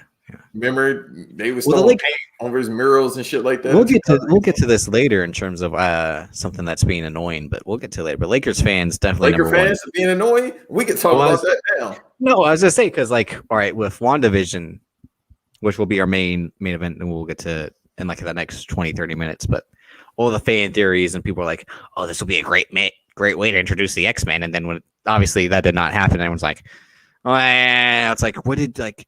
You honestly thought that they were going to use Evan Peters' bum ass Quicksilver to be Quicksilver? No, because one, fuck Evan Peters. Wait. Is something I don't know about him? Go ahead, tell me. No, I just don't like Evan Peters. I just think he's very mediocre. Again, I was about to put him over. So no, and his Quicksilver sucks. It's better than the one that was in. It was no. Aaron Taylor Johnson's Quicksilver was better. Aaron Taylor Johnson's Quicksilver was better. I mean, he actually kept the kayfabe, but with the Russian accent, unlike that's what I mean. And then Evan Peters is like, I'm super like looking like he's from. Like, no offense to this lovely lady, no offense to this lovely lady who I'm talking to, but Evan Peters' Quicksilver looked like he worked out a fun Hot Topic. With his fucking silver, like spray painted silver hair and fucking bullshit band shirts and the goggles on the head, and then all the slow motion. Aaron Johnson out here looking like a Power Ranger. Better than fucking Evan Peters, and everyone's like, "Oh, they felt so disappointed," and it's just as bad. I mean, and then so that's what I mean. We'll get to it when we talk about WandaVision, but like fans, like he was the MVP of Days of Future Past. That's not saying much because that movie sucks. But you read the comics. That's what I'm saying. And you know what? No, because James McAvoy is the real. Because he's like, I don't want your suffering. I don't want your future. Like he's the MVP for going. That's actually a pretty good Scottish accent, bro. He's the real MVP because he was like this is dialogue right here. I think you lying to me, bro. What? You might be a Canadian Scottish man because you could do a Canadian accent and a Scottish accent good. I got Irish ancestry. Maybe no, I don't think.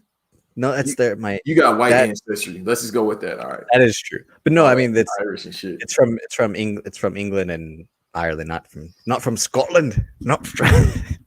Oh yeah, you don't sound like Drew McIntyre. Yeah, Drew McIntyre. You know, he's like Drew Roman Reigns. Yeah, I don't want to talk about white people, but you know, I only talk about you. You're the only white person I talk about besides John Cena and it's only two. Oh, and who else is? Oh, Batman. Bruce Wayne is the only three white people. Y'all the only three white people I put over besides my friend in LA. So 4. Yeah, but the LA fans and that's what I mean. So like baseball. Yeah, let's get to that, bro. I hate to cut you off, but we gotta talk about the rivalry. Being me from LA, not being a Dodgers fan, I'm gonna tell you why, and then we gonna have this conversation between the Giants and the Dodgers and how people. The Dodgers are such bitches in everything. They they win the World Series in the season that never should have happened. The NBA and NHL season should have finished because they were halfway there. The baseball season didn't even start, and they were like, "We need a season." Like, no, the fuck we don't. We're in the middle of a pandemic. Why? And then look what happened. Like the first 3 weeks, half the 75% of the Marlins couldn't play. They had to reschedule games. So what? Then they some Yankee players I think got sick as well. I mean, but they might have played like 80 something games total. Yeah, that's half a season. So congrats, Dodgers. You won half a season. You did what you do every year. You win in the regular season, but this time the postseason got factored. And finally, that choke artist, Clayton Kershaw. Look, I was about to say finally got his ring in the fucking no, so that shit doesn't count. And right after the Red Sox gifted them Mookie Betts. I don't even pay attention to baseball like that, but I know Mookie Betts is like an all-time baseball player right now. Yeah. I stopped paying debate. I stopped after the Giants won the 3rd World Series. Like I never need to watch baseball again because there's no way you can top 3 World Series in 5 years. I think Clayton Kershaw went to even though I ain't trying to put him over, I think he went to high school with Matt Stafford, who's a fucking bum. And now he played for the Rams. Yeah. Because they both from Dallas. And then what happened in that World Series? Fucking Justin Turner. Oh, he has COVID. They announced that during the middle of the fucking game that by happenstance. Fuck that. Like, no. So the Dodgers, no. If I'm never welcome in LA, I don't give a fuck because that team is a fucking fraud. You see, I ain't trying to go back. I'm doing everything in my power not to go back to LA. I'm like, I can't go back, boss. And I'm from LA.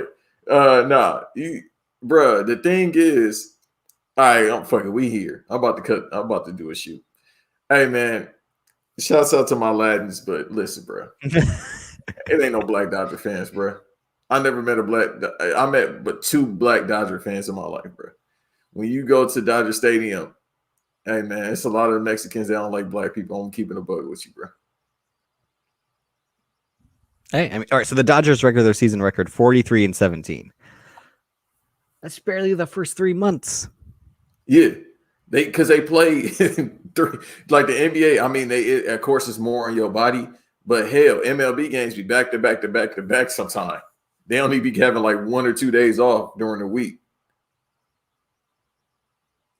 So that World Series, that's all right. So like everyone's saying like, oh, it's an asterisk title for the bubble and the NBA. Like, no, that's a legit title. I count that as like, even though I hate the Lakers, that's a legit title because they finished the season with the playing games, and then they actually had 7-game series. Mm-hmm.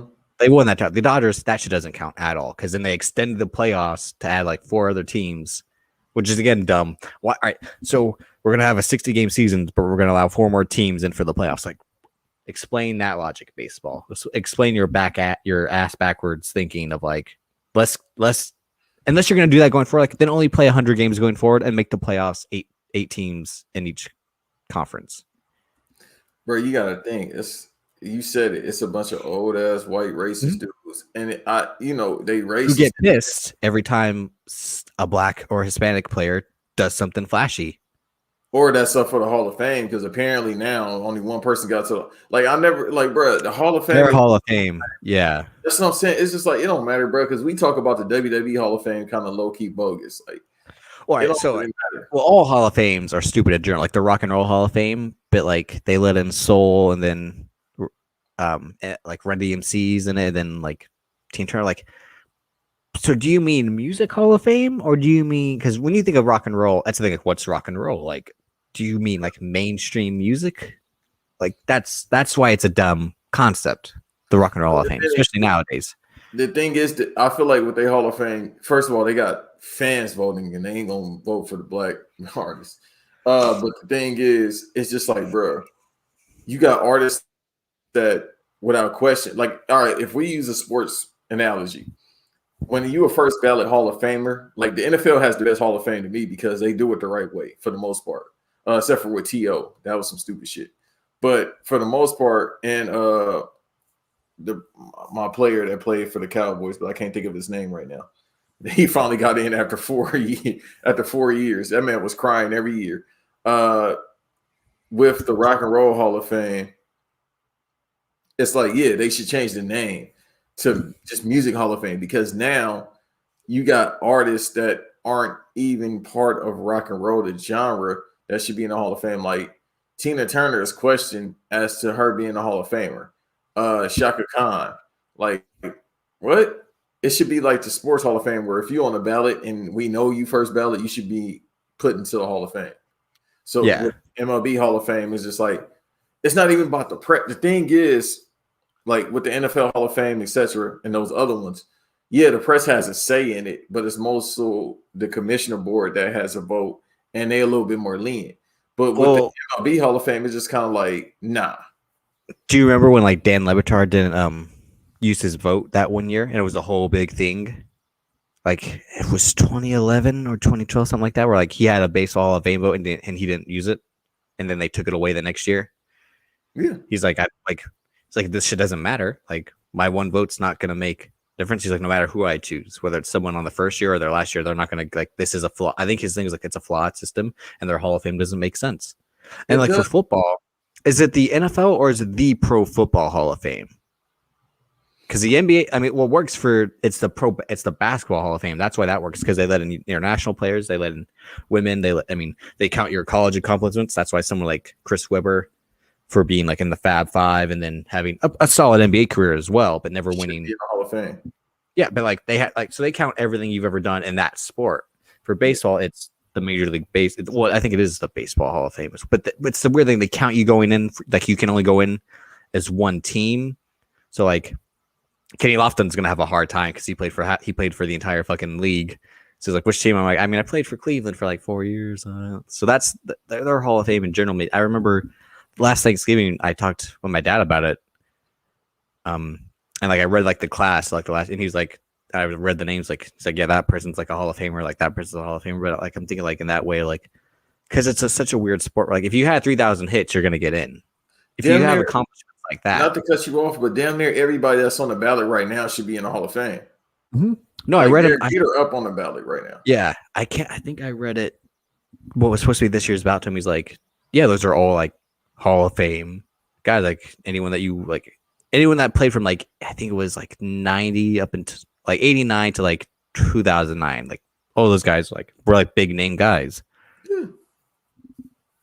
That's like, and maybe that's. I mean, besides there being 162 games, making it harder to keep up, even though in today's era where you have social media and the internet's a hell of a lot faster, you can look up box scores anytime. But just baseball is such a game that like doesn't matter maybe to me anymore, even though when it mattered to me, it was still secondary to. I mean, really. I mean, the Giants are still. I mean, I only really like two teams, the Giants and the Niners. But even then, I don't really pay much attention to baseball anymore. And then when I watched the NBA, I did like the Celtics, but then I just started rooting for players after a couple years because in that era, like the millennial, like you just root for the individual success over a team's success in a way. And with baseball, it's a lot tougher to do that. You can like players on other teams, but mainly you like your own team. Right. And then I think Barry Bonds only has 1 year left until he's taken off the ballot because he's been on there so long.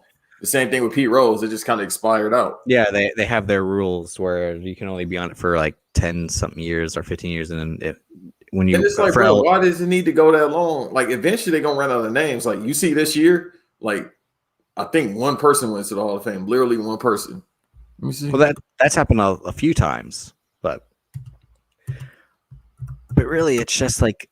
So they don't want to reward Barry Bonds, Mark McGwire, Sammy Sosa, Rafael Palmeiro, guys who were all questionable. But then, again, Babe Ruth, Yogi Berra, guys that never faced black guys or Hispanic guys or Asian guys, their accomplishments mean something. Like the discrepancy there, nah, like I can't go for that. Because it's still, which is stupid, it's still Americans like sport. Like, bro, that's bullshit. Like NFL has been American sport since probably like the 80s or 90s. Really, yeah. Really, when the NFL and the AFL merged, it became America's sport. Yeah, like the Super Bowl. They got Super kids Bowl, like, they got kids that's playing football that should be playing football. They're not forcing kids to play baseball. They're forcing kids to play football, despite it being a health factor. Well, that was the whole thing. Like, how many athletes, like Johnny Manziel, like he got drafted. Russell Wilson got drafted. Who else? I think Golden Tate got like any guy like Jameis Winston played baseball at Florida State as well. Like, because baseball to them is secondary. Someone like Jeff Samardzija, who was a star right out at Notre Dame, ended up choosing baseball because he's like, I could probably make it in baseball, but then I can make it better in the NFL, and it's a guaranteed check. That's why guys like Chris Winkie and Brandon Whedon, they tried baseball first, and once they couldn't get out of the minors, they went to college, played football because they played football in high school as well, and they were 26-year-olds beating up 18 to 22-year-olds in football. So I was like, of course they're going to be more advanced and win because they're grown men. Like Kyler Murray, he had an opportunity to go to the exactly. league team. Yeah, in the MLB. I'm sorry. I think it was the Oakland A's, if I'm mistaken. Yeah, and the A's drafted him, I think, like 9th, and then he chose the NFL because he like, and everyone said like at best he would play like 1 or 2 years in the MLB or something like that. But everyone was saying like he should pick the MLB because he was too small to play quarterback. But it's like being small doesn't matter anymore. Like when you can move like him, and he's got an arm. So that whole argument, like, so for him to go try to like suffer in the minors and miss this one chance to be taken like in the first. I mean, that's why Charlie Ward picked basketball, because he said if I'm not going in the first round of the NFL, then I'm going to go play basketball. Right, and they said he would have had a guaranteed. Kyler Murray would have had a guaranteed contract of $2.1 million. But which is, I do like the fact that the minor league program, they actually do pay you a certain amount. Whereas, I mean, the NBA G League. Well, I mean, if you're a high profile prospect, yeah, but if you're a guy, if you're a journey minor league player, then like you're not making anything really. No, Tim Tebow, he only cashed out, I think, a couple grand. Yeah, but Tim Tebow's got money elsewhere. He's an analyst for the SEC network and all that, and he's got all that church money. That's all I'm about to say. You think he money laundering with Creflo Dollar now? But I mean, that's what I would do. Do you check for baseball often or no? Yeah, I still watch it. Am I excited all the time about it? No, but at the same time, I watch. I'll be honest with you. All right, I'll say this. I'm actually probably gonna watch more baseball than NBA because this past, and I've been saying it on other pods, brother. NBA this past season has been atrocious to me, and it's not because of the pandemic. It's really just shoot the three, zone defense. That's it. I mean, I told this to my dad the other day. Like, I think one of the reasons I really stopped watching sports, like in the last 4 years, is the time difference. Like, it was so much easier to watch sports living in the West Coast, like, because shit would come on earlier, and you could watch both games that night. But then when I moved here to Minnesota, like, it was rough the first couple of years of like to watch the second TNT game or the second game on ESPN when they had the doubleheader. And like, I remember I like Sunday afternoon for football, it'd come on at fucking 10 o'clock, and then there'd be the Sunday afternoon NBA game, and I'm like, this shit's awesome. That's the number one thing with me, bro. Being the Eastern Standard Time, it's harder to be a sports fan.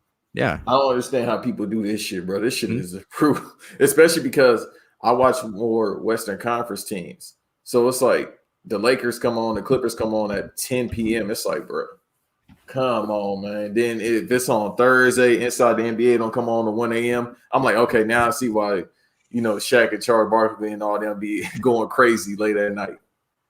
With a little blood sugar. Bro, it be late as fuck. I'm like, bro, how do y'all do this? I mean, mind you getting paid to do it, but goddamn, it's 1 a.m. But, you hear just regular working people, a lot of people with the press, too. They say, like, oh, yeah. They work at ESPN. And they was like, bro, it's brutal when we got to cover those late night games and then be up early in the morning. And that's what I mean. It's like I have an average, like I have an everyday job, but like at 7, 8 a.m. in the morning. Like I'm not gonna stay up till fucking 2 a.m. I mean, that's thinking.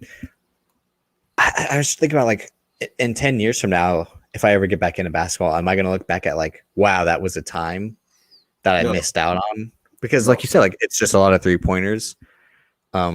Not that there's anything wrong with that. It's the smarter way to play. Yes, it is. Well, I mean, it's just a 3-point.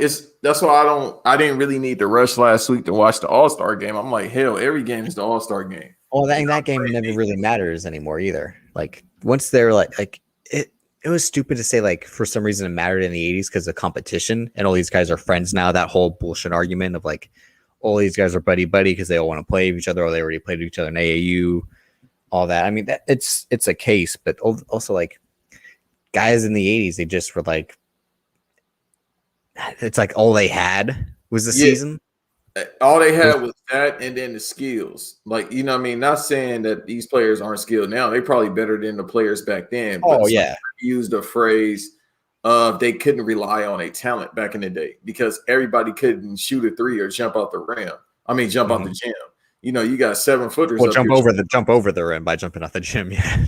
Yeah, doing some NBA Street 3 shit. Like you got players now. You got fucking 7-footers out here shooting threes.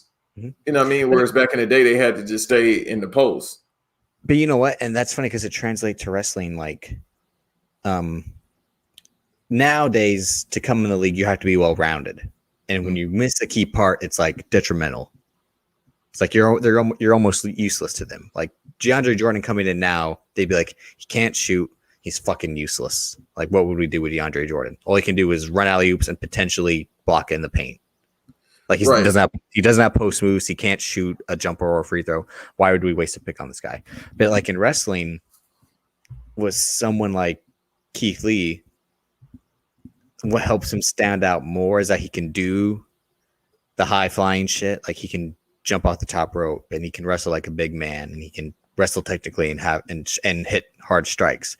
But then if you're someone like I'm trying to think of a tall guy really who doesn't, maybe that'll be the case. See, like if maybe that's what's holding back I was gonna say Bobby Tunde Babatunde, and then Omos, like they're tall guys, but they can't wrestle like how we would want Keith Lee or Dijakovic to wrestle. And then I think shouts to Vin, who said this on Black Wrestling the other night, that it wouldn't be bad if a big man showed up in wrestling and just only did big man shit. Like if he's only going to slam you and not like go to the top rope, not going to do flips or jump for a drop kick. If he's just going to like pick you up, slam you down, and just like big boot your ass or like hit you, like, and that's what I mean. Like sometimes we need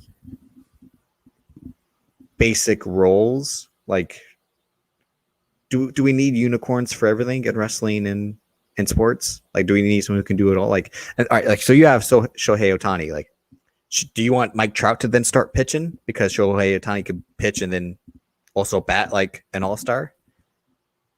No, absolutely not. Because then they're going to get worn out. And like, again, like Shohei Ohtani already got injured like his first year, right? Didn't he get? Yeah.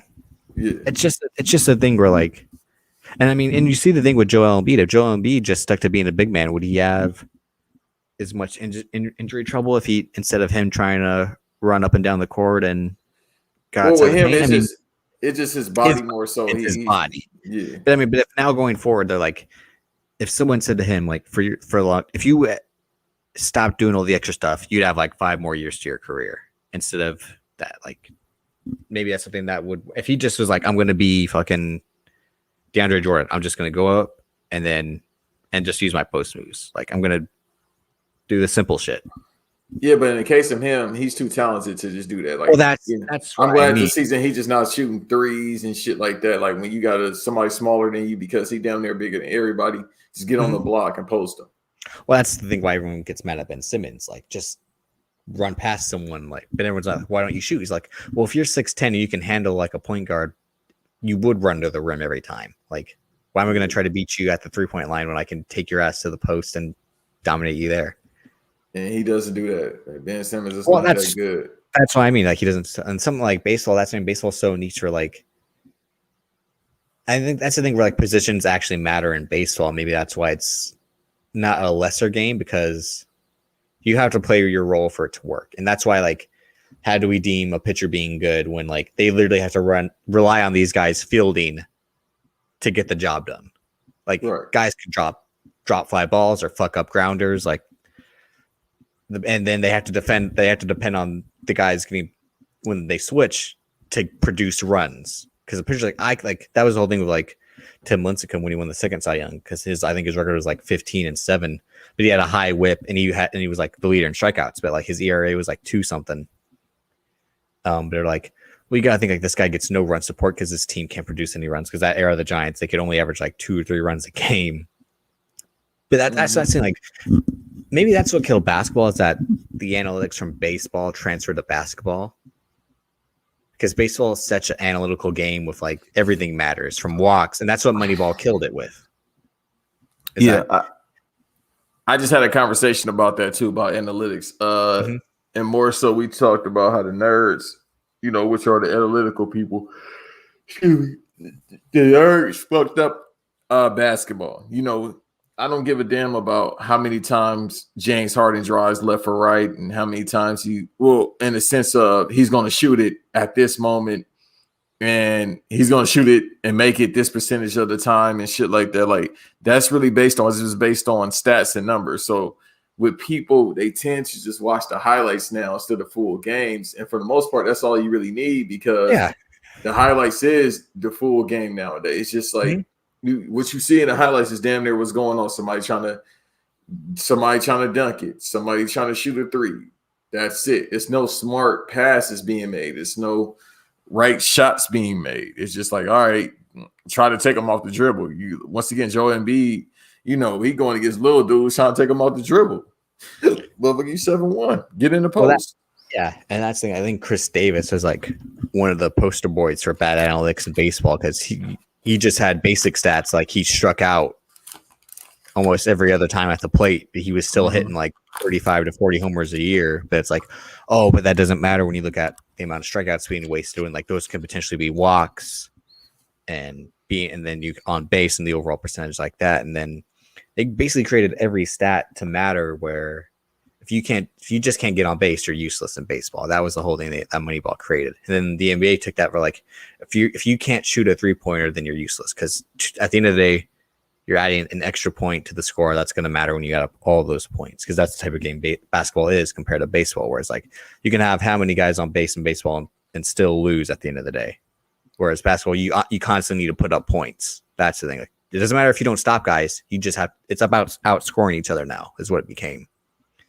Absolutely.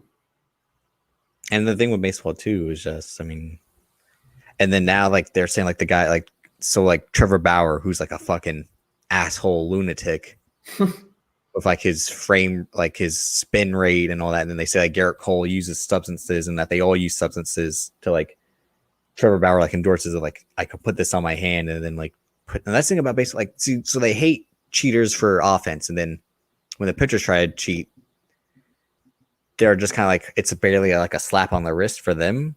Yeah. Just like the double standard of that is just, oh, because those guys have a tougher job because they're constantly throwing their arms out, like something like that. Like, I mean, because that's going to happen when you have to throw as often as they do when you're a starting pitcher. Like, yeah. I don't know. Just, I was just watching a lot of the video essays about baseball, and it just came to mind. Like, I just got to talk about baseball. No, it is. I would say watch this upcoming season, and then you'll see exactly what people are saying as far as the analytical thing. But like you said, MLB kind of has always been that, because it's more so a strategy-based game. You know, it's just the MLB is strategy-based as well. It's just funner because it's faster, and you know, you got brutes out there. Whereas MLB is kind of like you just got these guys that look out of shape, but at the same time, it's a thinking man's game. Maybe that's why they call it Americans' game. If that's the case, then it's definitely fraud, because Americans don't think. So no, it was always a strategy game. I mean, with pitch runners, now it's breaking down. It's breaking down more, because it used to be, you know, with most sports, because we didn't have technology, it's a box score and a playbook. Mm-hmm. Now I can take a video and edit it up and then break down the footage that way and piece together what I think this player is going to do. And that's what the NBA is doing. Or these nerds that work in the NBA and outside of the NBA, they just kind of make up these highlight reels. And for the most part, the NBA is like NBA 2K right now. Well, it became a thing where the eye test stopped mattering. Yeah. It's what, because again, the whole numbers never lie mentality of like, if this guy is going to shoot 32% from the 3-point line, then he'll never, if he's shot that like that or lower the last 3 years, like the Russell Westbrook thing, like he can't shoot 3-pointers, then no, there's no sense in the team adding him, seeing value in him when he can do the rebounds and assists. Then they're like, oh, but that's because he has a high usage rate and all that. And then, because again, they took that from baseball. Like I said, like, if you're striking out every 3 plate appearances and not getting on base every 8, then we don't see any use in you. Right. Exactly. I mean, I think that's the thing where, like, as we advance and everything in society, from technology to that, it's just the sports advance, like, this is how we're going to play. And who knows, maybe in 5 years from now, 10 years from now, it'll be different. We're like, no, but that's only if it'll be like Minority Report. Playing games in the mind, yeah. Or we'll have definitely gonna get to that point. Or we'll have games like Rollerball or fucking Rollerball. When in Batman Beyond, where they play like highlight, but like floating in that chamber or whatever. Yeah, that's what we're gonna get to. I thought, you know, by now the NFL would be like Running Man with Arnold Schwarzenegger. I thought by now we'd be at that point with the MLB. I mean, American Ninja Warrior, if they just turn that up, if they turn the death levels up about 10, we'd be there. That's who they need to do. That's who they need to put in wrestling. So American Ninja Warriors. You know what? We'll skip the other 2 minor topics, which are Guy Ritchie and Frank Grillo, and we'll get to WandaVision, because we're at 2 hours 18, and we'll probably talk about this for another hour. But so right now, at the 2 hour 18-minute mark, we're going to talk about WandaVision. So if you haven't seen all the episodes, come back, listen to this section. Spoiler alert. Yeah, definitely major spoilers. And you know, you should have known to watch it by now. Shit. Especially now, because it's been a week later since the last episode. So you could have, for anyone that was bitching about it being boring, every fucking week because it was only one episode, and then after the fourth episode, it started mattering more. And so, like, if you just wanted to watch it all in one setting, just watch it all in one setting. That was my whole thing. Like everyone was pissed about the sitcom thing. I liked it. I liked the first two episodes a lot. I thought that they were charming. They were sweet. It was like good-hearted TV, but then still had some moments of darkness into it. Mm-hmm. But you started off. What did you like best about it? My favorite episode was episode 8. I'll just talk about that when, oh my God, it's Agnes. And, when they finally... it was Agatha all along. Yeah, like they finally said it, like, okay, we kind of knew off the back, for the most part, we kind of had our suspicions. It's just, they do great build-ups being Marvel, and they are good at that. The best part about the show was me being a fan of the House of M series that they did for Wanda. And that's when everybody was thinking, like, okay, because it's structured around that, we definitely getting the mutants in there. We kind of did. We didn't. Kind of. The two sons. But then they never existed. That was the whole point. But this is when we get into the movie. That's almost done filming, by the way. Doctor Strange in the Multiverse is set to wrap in a month. So you see how they kept everything under wraps. We haven't heard anything. We haven't heard any type of spoilers or anything. And for the most part, with a movie like this, it'll probably be on the soundstage anyway, because there's so many special effects, and they shooting it in the UK. So even if they did exterior shots, you're not gonna get that much. So it was that. It was her overall acting that was great. Elizabeth Olsen. Yeah, it was her acting. Everybody did a great job. Her, and then it was introducing Monica's character and how she plays a part in Captain Marvel 2, and here on through this phase 4 that we in right now. So it was overall. I just like the show. I like the sitcom part, but for me, it wasn't. It was great because it worked in a way where, if they would have just did like House of M, where she's just making up this whole reality in a blank space and these kids don't exist, it's like, how do you do that for 3, 4, however many episodes until you say the jig is up? So them doing the sitcom style, you get to see, that's what showed the acting as well, because they will break kayfabe certain scenes, even though it's all kayfabe, but they will break kayfabe at certain scenes just to show, like, okay, something might be going on. Like episode 1 where they're at the dinner table. I was like, oh, okay. That was fucking, that's what I mean. Like, it was so sweet and like good-hearted TV, classic throwback sitcom, and then it got dark real fast, real quick. And I was like, what is, like, that's what I mean. Like, so I'm like, is this what they're trying to tease with the Doctor Strange saying, like, the horror aspect that coming forward? I mean, and then again, the second one, she rewinds it instantly at the end because she's pissed off about what she sees. She's like, nope, and then rewinds back to them in the house after they walk outside with the guy in the beekeeper suit. Yeah, and then she said no. So that was supposed to be no, so to speak, no more mutants. That was a tease at that, but she just said no. Is that what happens in the comic? Yeah, she says no more mutants. So it was a little spoiler, not spoiler, but it was a little tease at that. Yeah. Well, see, that's something. Did you actually expect mutants to be involved in the show? Nah, because you gotta. Once again, it's build up. You gotta. We watch wrestling. You gotta build something up to get you to watch. That's what Vince McMahon is good at. That's what Marvel is good at. Like, I'm gonna give you a little bit of this dope to get you on your way to when you get to your next part of your dope. You know what I mean? You can't go full Wanda, and I ain't talking about Maximoff. I'm talking about Wanda from yeah, I'm talking about that. So you got to get she went full dope head. Don't go full dope head, kids. So in the case of the show, I knew eventually you got to say something for the multiverse because nobody knows the plot for the multiverse. So it's like, why would I put all this into a TV show that you could pirate anyway if you don't have Disney Plus, even though they got 95 million subscribers or whatever the number was? Why would I put everything into this when I got to bring you to a movie that's probably going to be 2.5 hours called Doctor Strange in the Multiverse, when I could introduce them there and give you all the dope at one time? Yeah, and like I said, I said this also, like they wanted to give Wanda the most screen time she'd ever have, and that's kind of what this was. Because again, like the Avengers movies, unless you're Robert Downey Jr., Chris Evans, Scarlett Johansson, Chris Hemsworth, you're only getting 15, 20 minutes of screen time at best.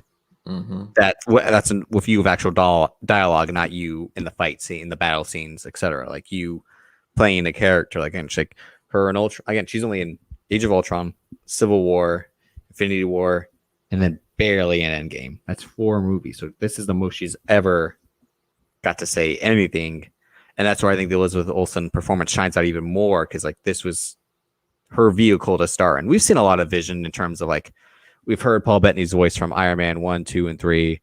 He's Vision in Ultron. He's in Civil War, and then Endgame and Infinity War he's in as well. But I wasn't pissed that there wasn't no mutants. And I think, again, that mindset of like horrible fans, like you wanted to come up with an idea like we should fantasy book this show, and I'm like, I don't think you can book something like this, because you'd want to take it that direction and do like legit do House of M, legit do the mutants, but like how are you going to explain that in this world that's never had mutants before? Oh, the multiverse, but they already faked us out with the Mysterio multiverse thing, where like he said he was from another Earth and he wasn't, and then but maybe no, again, like he legit like was a pretender because he but you know, with the Spider-Man, but I don't want to be faked out, but they already faked us out with the Mandarin, remember? So that's so you can't trust these people to try to be like multiverse, and then like when the whole time like they're really their real card is the bait and switch with stuff like the Mandarin, and then Mysterio, and then now Evan Peters is Quicksilver, his Quicksilver, or Pete, because like they never call Evan Peters in X-Men Pietro. He's Peter Maximoff. So that's why it's already a lesser version. Yeah, but they do. The thing is with them, they throw you off to get you to watch the movie, which everything just leads to like the next thing. So in the terms of the long-term booking, they play that very well with minor characters in certain movies, like because they went back to the horrible Avengers Age of Ultron to bring that up, to bring you up to that is still point. Better. That's better than BVS. Debatable. That's all I can really say right now. 10 times out of 10, I'd rather watch Age of Ultron than BVS. All right, so I like BVS, but I know the thing is with Age of Ultron when it came out, because BVS, all right, it took a minute for it to grow on me. I wasn't like instantly, oh, this is the greatest movie ever. It took a minute for it to grow on me. It took years. But just like Man of Steel, like I just told you last week, I watched Man of Steel. I was like, okay, I like it now. But with and then remember a couple months ago, we talked about it on the pod briefing. And I said like it's the first time I'd watched it in a few years, and like I loved it when I first saw it, but then I'm like I love it less now that I watched. There's still some great aspects of it, like everything involving Jor-El is phenomenal in that movie. The Russell Crowe part works, but that's what I'm starting to learn about. You know, the Zack Snyder projects as a whole. You know, I feel like I'm gonna feel the same way about Snyder Cut. Maybe it's just certain parts that works and certain parts that don't. I don't think you get everything. So he's that type of filmmaker. Yeah, we're like you can't have everything.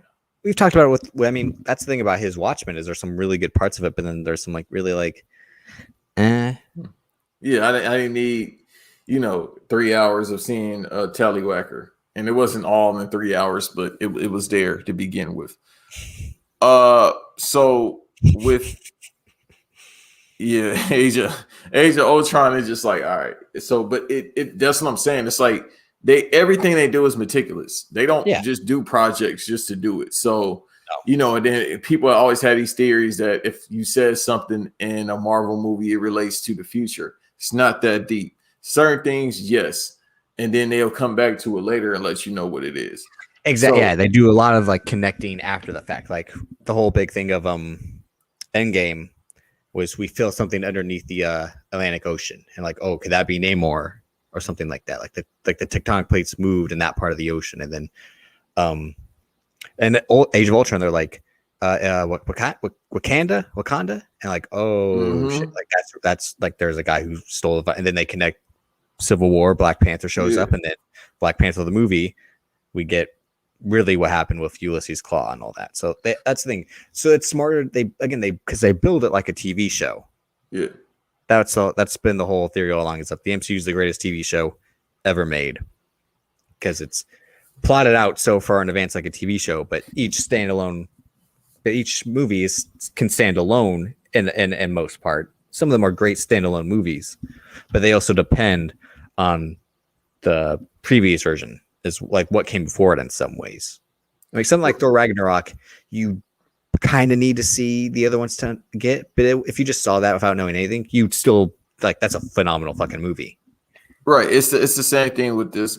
I don't like the Guardians of the Galaxy, but it's the same thing with them. Like, you don't really need to watch it to see how it's connected. If you want to know these characters, then you watch it. But it's certain things you don't need to watch to see why it's connected. So with the Eternals, and maybe it's more so because I'm a comic guy. So with the Eternals, it connects to everything relating to the Marvel universe. Which I'm not I'm interested to see how that works. I don't think it's going to be that great, but it's once again, they do this to make sure you watch or you know what's going on so you can understand everything else and why it's done this way or why things happen this way. So it's the long-term booking thing. Well, that's what I mean. We're like Wonder Woman 84. One reason why it was so bad to me, besides it was just a bad movie in general, like how it was made, it was bad, but bad in terms of a universe. Like, how are we supposed to believe she's had this adventure in the 80s when Bruce Wayne calls her out for being in isolation for 100 years? Like, make that make sense. Like, and just like he really says, like, where were you the last 100 years? You were hiding. What? Because your boyfriend died? Like, she was trying to sneak dick. But then the whole time, like, there's this thing that happens in Washington D.C. where this man tricks the president and all that bullshit. And then like the world gets turned upside down because of a magic wish, and that's where I'm like, bro, you got far to that movie. I didn't even make it but 20 minutes. No, I just mean like the MCU doesn't really do shit like that. They'll tease you some stuff, but then they'll write it at the end. That's what I mean. Like we just said with like the stuff we talked about, and then Age of Ultron, they tell a story of the Tony Stark missile and why they hated Tony Stark, but then they join up anyway. But I think, and again, like now the DC's on the whole kick of like, none of our stories need to matter in terms of connectivity anymore. Like that's why we're doing the Robert Pattinson Batman's its own thing, and then Suicide Squad. I mean, it's still the same Harley Quinn, it's still the same Joel Kinnaman, but like they're basically rebooting the Suicide Squad with four of the same actors. Yeah, but then they doing the Earth thing as well, because now I think that's the thing we talked about before, and more so, I'm a DC guy far as the comics, but they don't do long-term booking properly, and it's showed with the Snyder Cut, and now with Robert Pattinson's The Batman.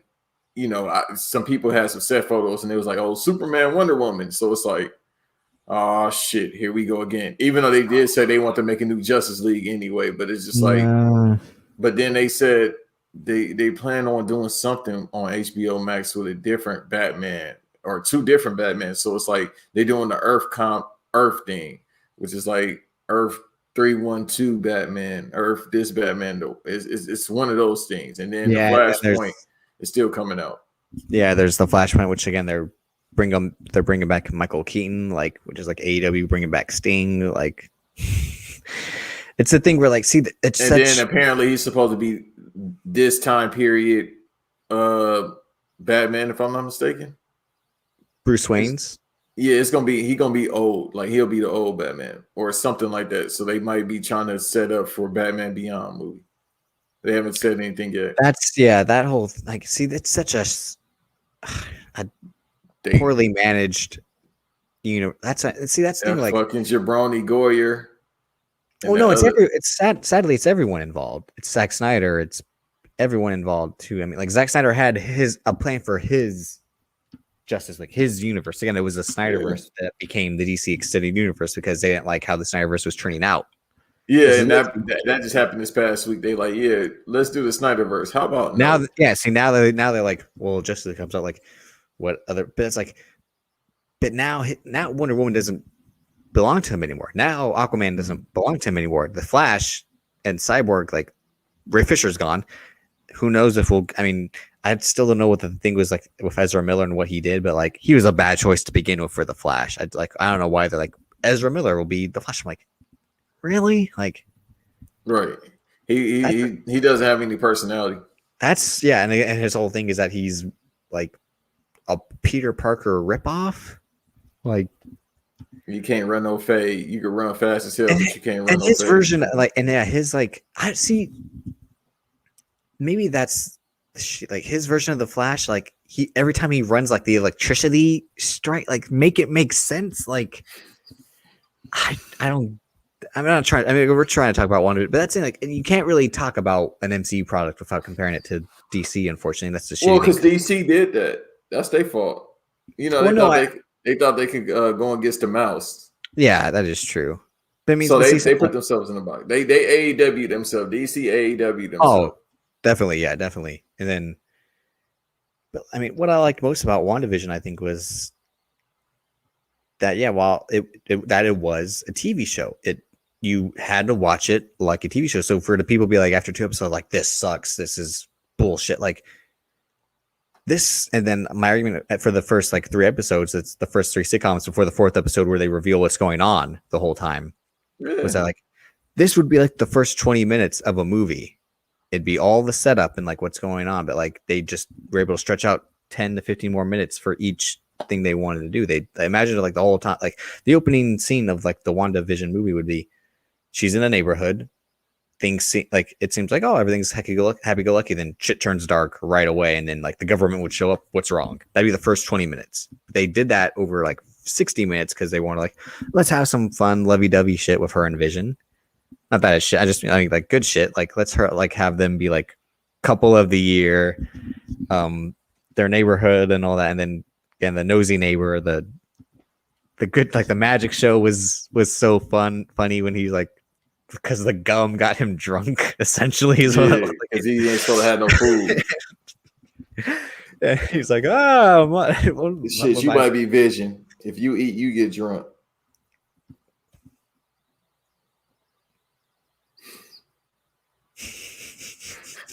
I wish I could see you. I can't see your reaction. We've been recording for damn near 3 hours, and I can't see you.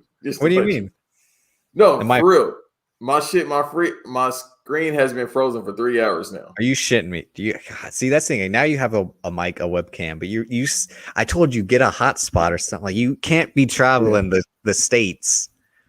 You can't be hitting every 50 states. I'm not going to 50 states. Imagine me going to Baltimore or Maryland. I'm not going there. But no, I know what you mean, because it's like, no, it's not the Wi-Fi. Surprisingly, it's not the Wi-Fi. I'm very surprised the Wi-Fi is held up. It's literally my hardware. Either way, I thought we were turning the corner by rebranding the show because you have all the technology now, but shit still. No, but same shit. It's just funny, bro. It's funny because I thought the Wi-Fi actually was gonna be trash. It looks good now. It was trash at first, but I mean, shit. That's what's so weird about it. I got a hotspot, but it's just weird because I thought the Wi-Fi was gonna be trash. The Wi-Fi is straight. It's just like the fucking hardware just froze. Well, I mean, you got the stimmy, right? So just get a MacBook at this point. Hey, you know what? Yeah, I tried PC. You let me down again. It's the last time. PC's always let me down. You're right.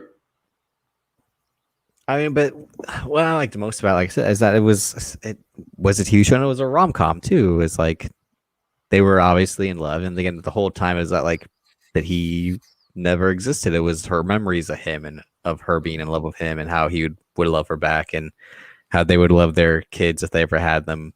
That's how I feel about my love life. Well, we'll get to that later. We might have to take a break because I gotta eat. I gotta piss. No, for real. I'm hungry as a motherfucker. Then we'll come back at like 2 hours from now and talk some life shit if you're down. But hey, man, I'm always down to do content, so definitely. I just gotta eat. And again, like, well, if people were pissed about action not being involved until like the last episode, like it's the Scarlet Witch and Vision. They're not Captain. It's not Falcon and Winter Soldier. Like they're not gonna have giant set pieces again. Like the last episode was. Oh shit! It all makes sense. Not to cut you off. That comes out Friday. Yeah. Mm-hmm. Okay, they slick at WB. I was like, that. And now it all makes sense because it was like the 18th. That's a Thursday. Oh, okay. Yeah, they ain't trying to get cooked.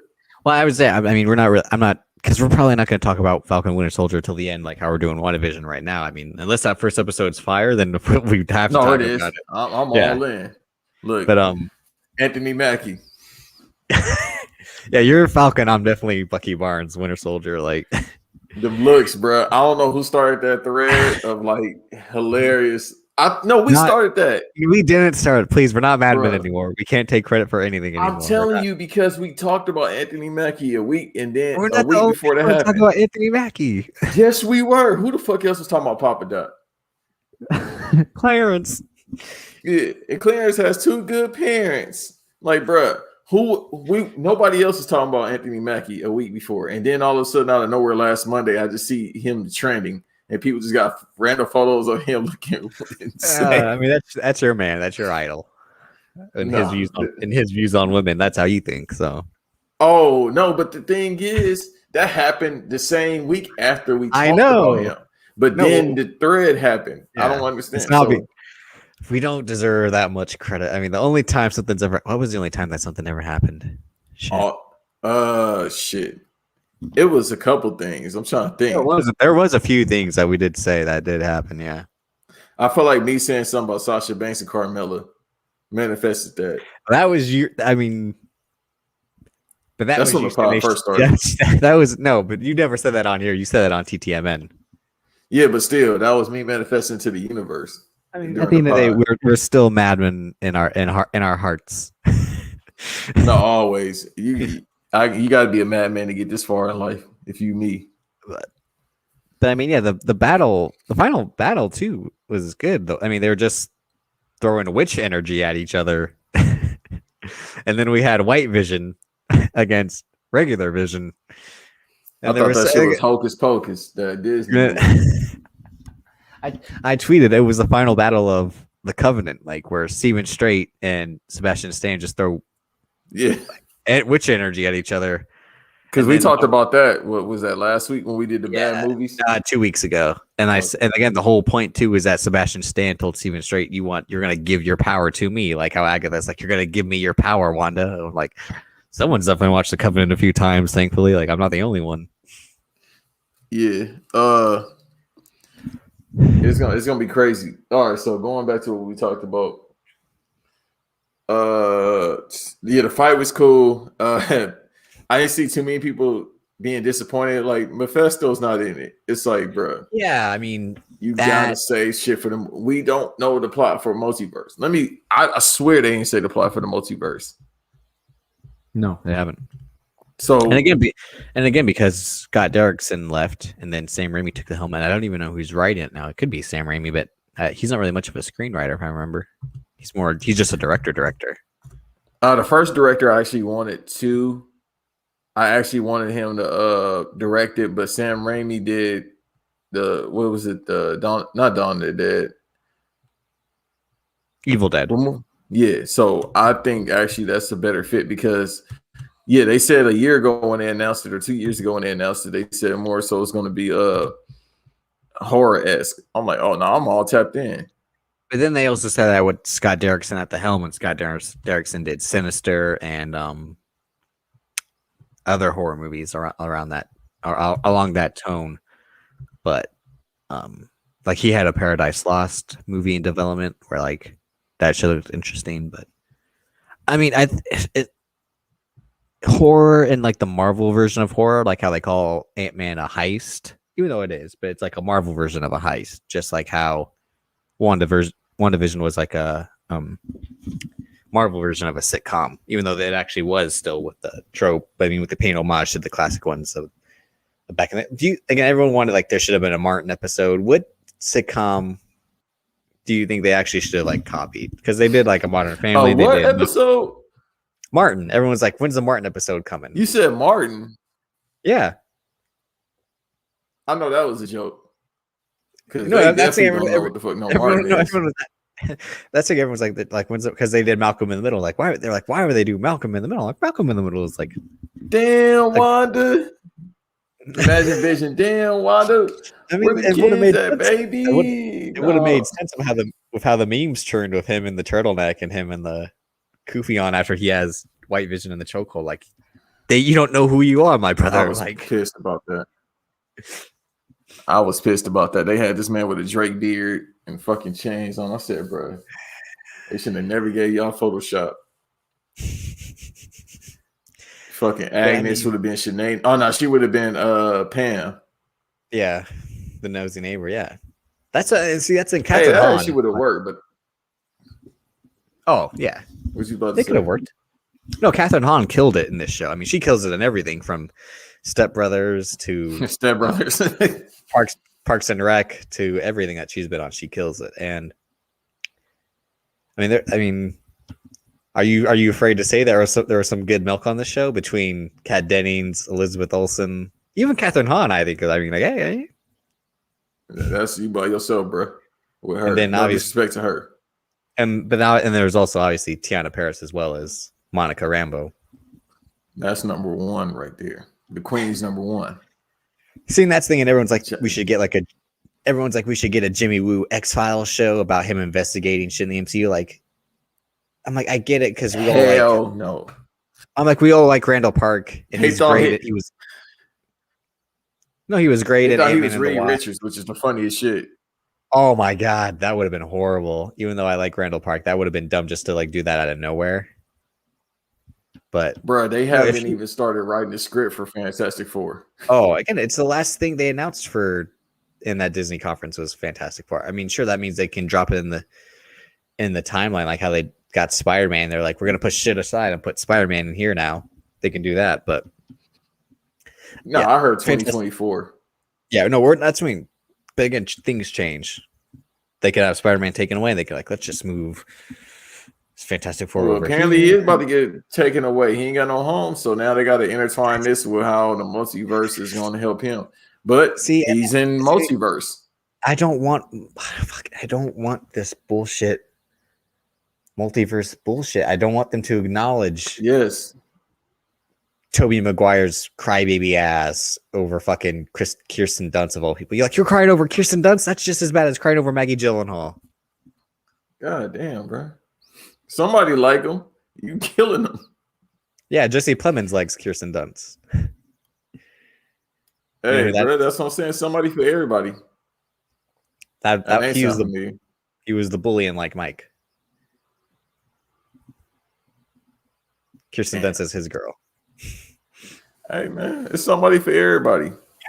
But no, I mean, I don't want like Venom to be connected and then Tom Holland has to go fucking hang out with Tyrese Gibson and Morbius. Like, I don't want that. I don't want your suffering. I don't want your future. Like, that's. Hey, bro, listen. I understand what you're saying, but they might make it great. I mean, I'm gonna watch. I'm definitely watching that Spider-Man. All right. What has Sony done that has been great with Spider-Man? Truly great. 22 Jump Street. Oh, never mind. I said with Spider-Man. Spider-Man the multiverse. The Spider-Verse. A fucking cartoon. See, that's the thing too with these fucking DC fans. Exactly. And your fucking bullshit like the DC animated movies are better than the fucking DC. Yeah, you know why? Because it's a fucking cartoon that you can draw in the span of 4 months, and you can get TV actors to do the voices because they don't got shit else to do. Like, I don't give a fuck that the DC animated universe. But get paid. Hold on, you're not burying TV actors. We ain't gonna do that. No, you're not congratulations, TV actors, bro. Congratulations, you get Jason O'Mara to be the voice of Batman. What's Jason O'Mara been in lately? Not shit. Bro, you know how much money they get paid to do that shit? I don't give a fuck. Being in the liberal. I don't give a fuck. It's so still much easier. Art, bro. Yeah, it's lesser art. The voiceover. No, you can't do that because the woman that do the voice of Susie, that was in the Rugrats, all them characters she did the voiceovers for. That's the art, bro. That shit ain't easy to do. A cartoon. The cartoons be more, bro. Like. I just said the Rugrats. The Rugrats has been off TV shit since 2001 when they was teenagers. I ain't even All talking about the grown up. original series that they about to bring back in anime. Yeah, Yeah. I never used to watch that, but they bring it back they bring it back the first one and make it CG for some reason. But Because again, like we said last week, we're out of ideas when in 21 Jump Street. Like the departments are out of ideas for rebooting a thing from the 90s. Like that's all everything is nowadays. But that's here and there. But no, like I'm tired of these fucking the argument like the DCN movies are so great. Like no shit, they put one out every 3 months. You can't do that with a fucking live action. Like you can't do Guardians of the Galaxy 1 month, then Guardians of the Galaxy 2 4 months later. Like still, listen, you could put it out 4 years later. That shit's still trash. No, Guardians of the Galaxy I'm 2 not was letting you. 4 I'm not years letting ago. you say. I'm not letting you say that shit again because you're wrong. Because again, you're staying in for a fucking Batman v Superman, a movie where fucking Jesse Eisenberg. All DC aside. No, you're staying in for a movie where Jesse Eisenberg feeds a guy a Jolly Rancher.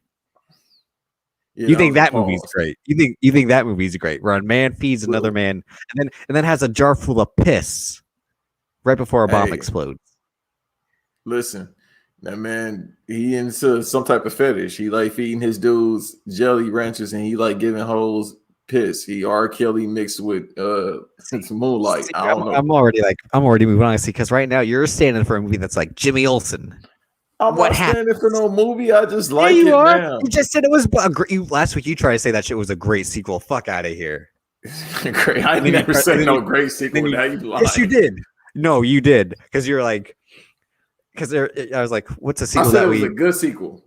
Yeah, that's by saying it's great. Because when you try to say Endgame's a bad sequel, which you were trying to cheat around the rules by saying that. No. Bro, the best thing about Endgame is Thanos.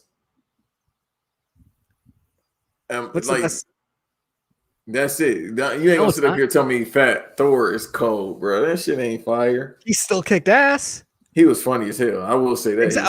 See, oh my god, I'm gonna fucking. Oh, what ass did they have to kick, bro? All they was doing was they was conflicted with themselves. Fat Thor fights Thanos with 2 hammers. What do you mean? And he had 2 of his partners to do it. One of them you called American Hero, and the other one you just gave props to a terrorist, being Tony Stark's. Fuckers are privileged terrorists, man. WandaVision, they saw the goddamn bomb. What that motherfucker say? He didn't send that shit. Don't we remember in the first Iron Man with the hammer? I don't give a fuck about the bald-headed hammer dude, whatever his fucking name is. No, Justin Hammer. No, he was not bald. That was Sam Rockwell was not bald. No, my fault. Remember the first one. What's dude name? The actor that was in True Grit. Oh, Obadiah Stane played by Jeff Bridges. Yeah, Jeff Bridges. He was the one authorizing. The guy, the terrorist had his weapons. He didn't drop them off to him. They got them anyway. So you can't blame Tony's. Hey man, I'm about to have a real conversation real quick. I'm about to put my kufi. I'm about to have a real conversation about. Oh, here we go. I'm about to have a real conversation about billionaires not being accountable for shit they do and how they don't pay attention to what's going on. It relates to Franklin as well. So I know it's hard to mine everything that's going on when you're the main money maker, but come on, bro. If I got billions of dollars, I need to have at least 10 to 20 people on my team that can tell me, hey man, they doing nukes over there in the Middle East. You might want to check on that. You got to have at least one person that's telling you that this shit going on. In the case of Bruce Wayne, he was a horrible fucking boss, even though he do feed his people.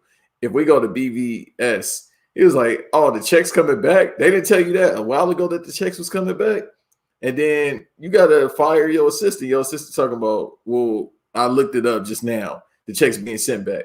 Bruh, if I'm sending somebody tens of thousands of dollars a month and I don't know that the money is coming back and I got to void these checks, I'm going to be pissed off.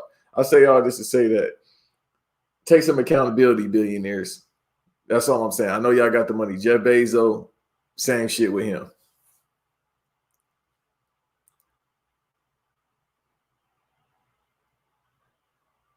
Is this motherfucker live, bro?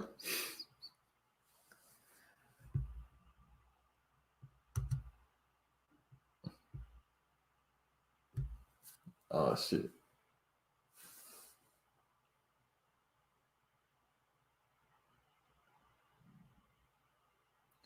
Charlemagne, are we live?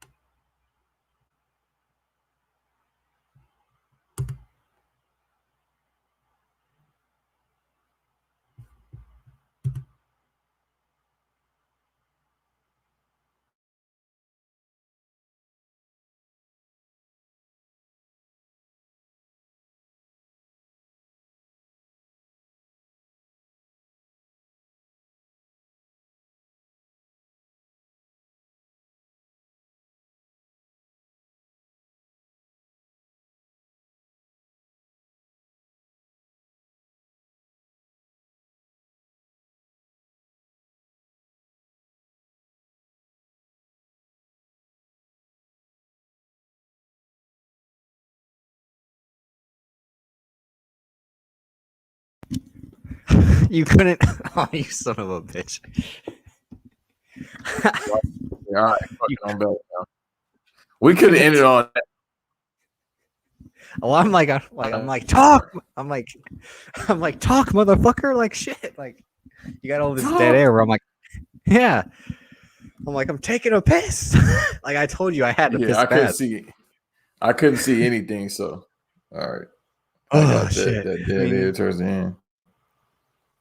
Oh yeah, we can wrap it up right now. I think. Like I said, I just wanted to. There were some subjects like Frank Grillo and Guy Ritchie I want to talk about. But I could say those for a later day. But yeah, I think we'll take a break, get something to eat, and then come back and talk about some light shit. Talk about some therapy shit. Oh yeah, I'm about to turn up. Soldier Boy, SOD Money Gang, turn up. Oh my god, I don't know. You're really looking forward. I mean, what? You battling demons? No, I'm straight. I'm the hunger demon. Yeah, that's about it. All right. Or can you know how I get when I don't have a Snicker bar? Find me at Banks No Rest 2 on Twitter. Don't follow me on IG because I might delete that shit again because I hate IG. You say this every other week. Oh my god! I know because I never want to be on there. Why? I hate IG. I hate pictures. I hate all that shit. You hate looking at Instagram models and shit? Nah, I don't care about them hoes. They sleeping on air mattresses and got top ramen. Is that where you're at right now? No. Don't look like much furniture around you. Shit. Don't worry about it. I'm straight with mine. Don't worry about it. Don't worry about it, sweetheart. Don't worry about it, sweetheart. Don't worry about it. That's the Public Enemies for playing that shit on the pod. I was like, I love that video. I can't wait till they come on the episode. That shit about to be hilarious. You can find me on Twitter at Davis, aka Drip, on Instagram at Davis Colton DC. This was episode 1, Banks versus Davis, the BVD pod, aka Rebirth, because we are now going forward in a new venture, a new coat of paint on this car. And then, yeah, hopefully you liked it. We're switching stuff up a bit, but still the same host, still the same feed. So stay subscribed. If you already subscribed to the previous pod, that just changed the name. It's still the same feed on RSS and all that. It's just a different name. And then the pod, Twitter is the BVD pod. So that's where you get to see Banks tweet shit and then quote tweet it, congratulating himself. What kind of false bullshit is that? Hey, because the Snowfall is better than The Wire, bro. I only seen one episode of The Wire and I got bored.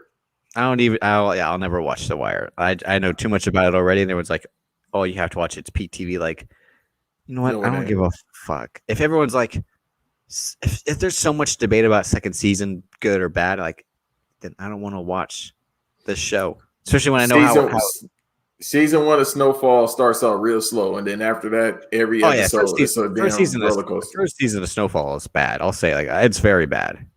Yeah, it picks up because again, like, I mean, shit. We'll talk about Snowfall in a few weeks, but yeah, season 2 it gets better. Season 3 is good, really good, and then yeah, I mean, now they're shooting shit up in season 4. Yeah, I know. I went to the gang shit, which I'm like, I didn't expect that direction, but smart. No, that's around the time period. I know. That's what I mean. I was just like, because I mean, again, Snowfall is not a true story. It's inspired by true events. So I mean, yeah, damn. But no, this was again, 3 hours like normal shit. I mean, talking about baseball coming to America, technical wrestling, and WandaVision. I don't think you can get that on any other show. No, that's why it's gonna blow up. And then you about to get another episode when you hear my pain, no pain. You're gonna hear me just cut a promo about nothing. No, you'll hear pain from me if you want me to be honest and speak some truth. I'll speak some truth and I'll be honest. I mean, I have no problem being honest. I'm honest with women. I'm honest in life. So, on that note, peace.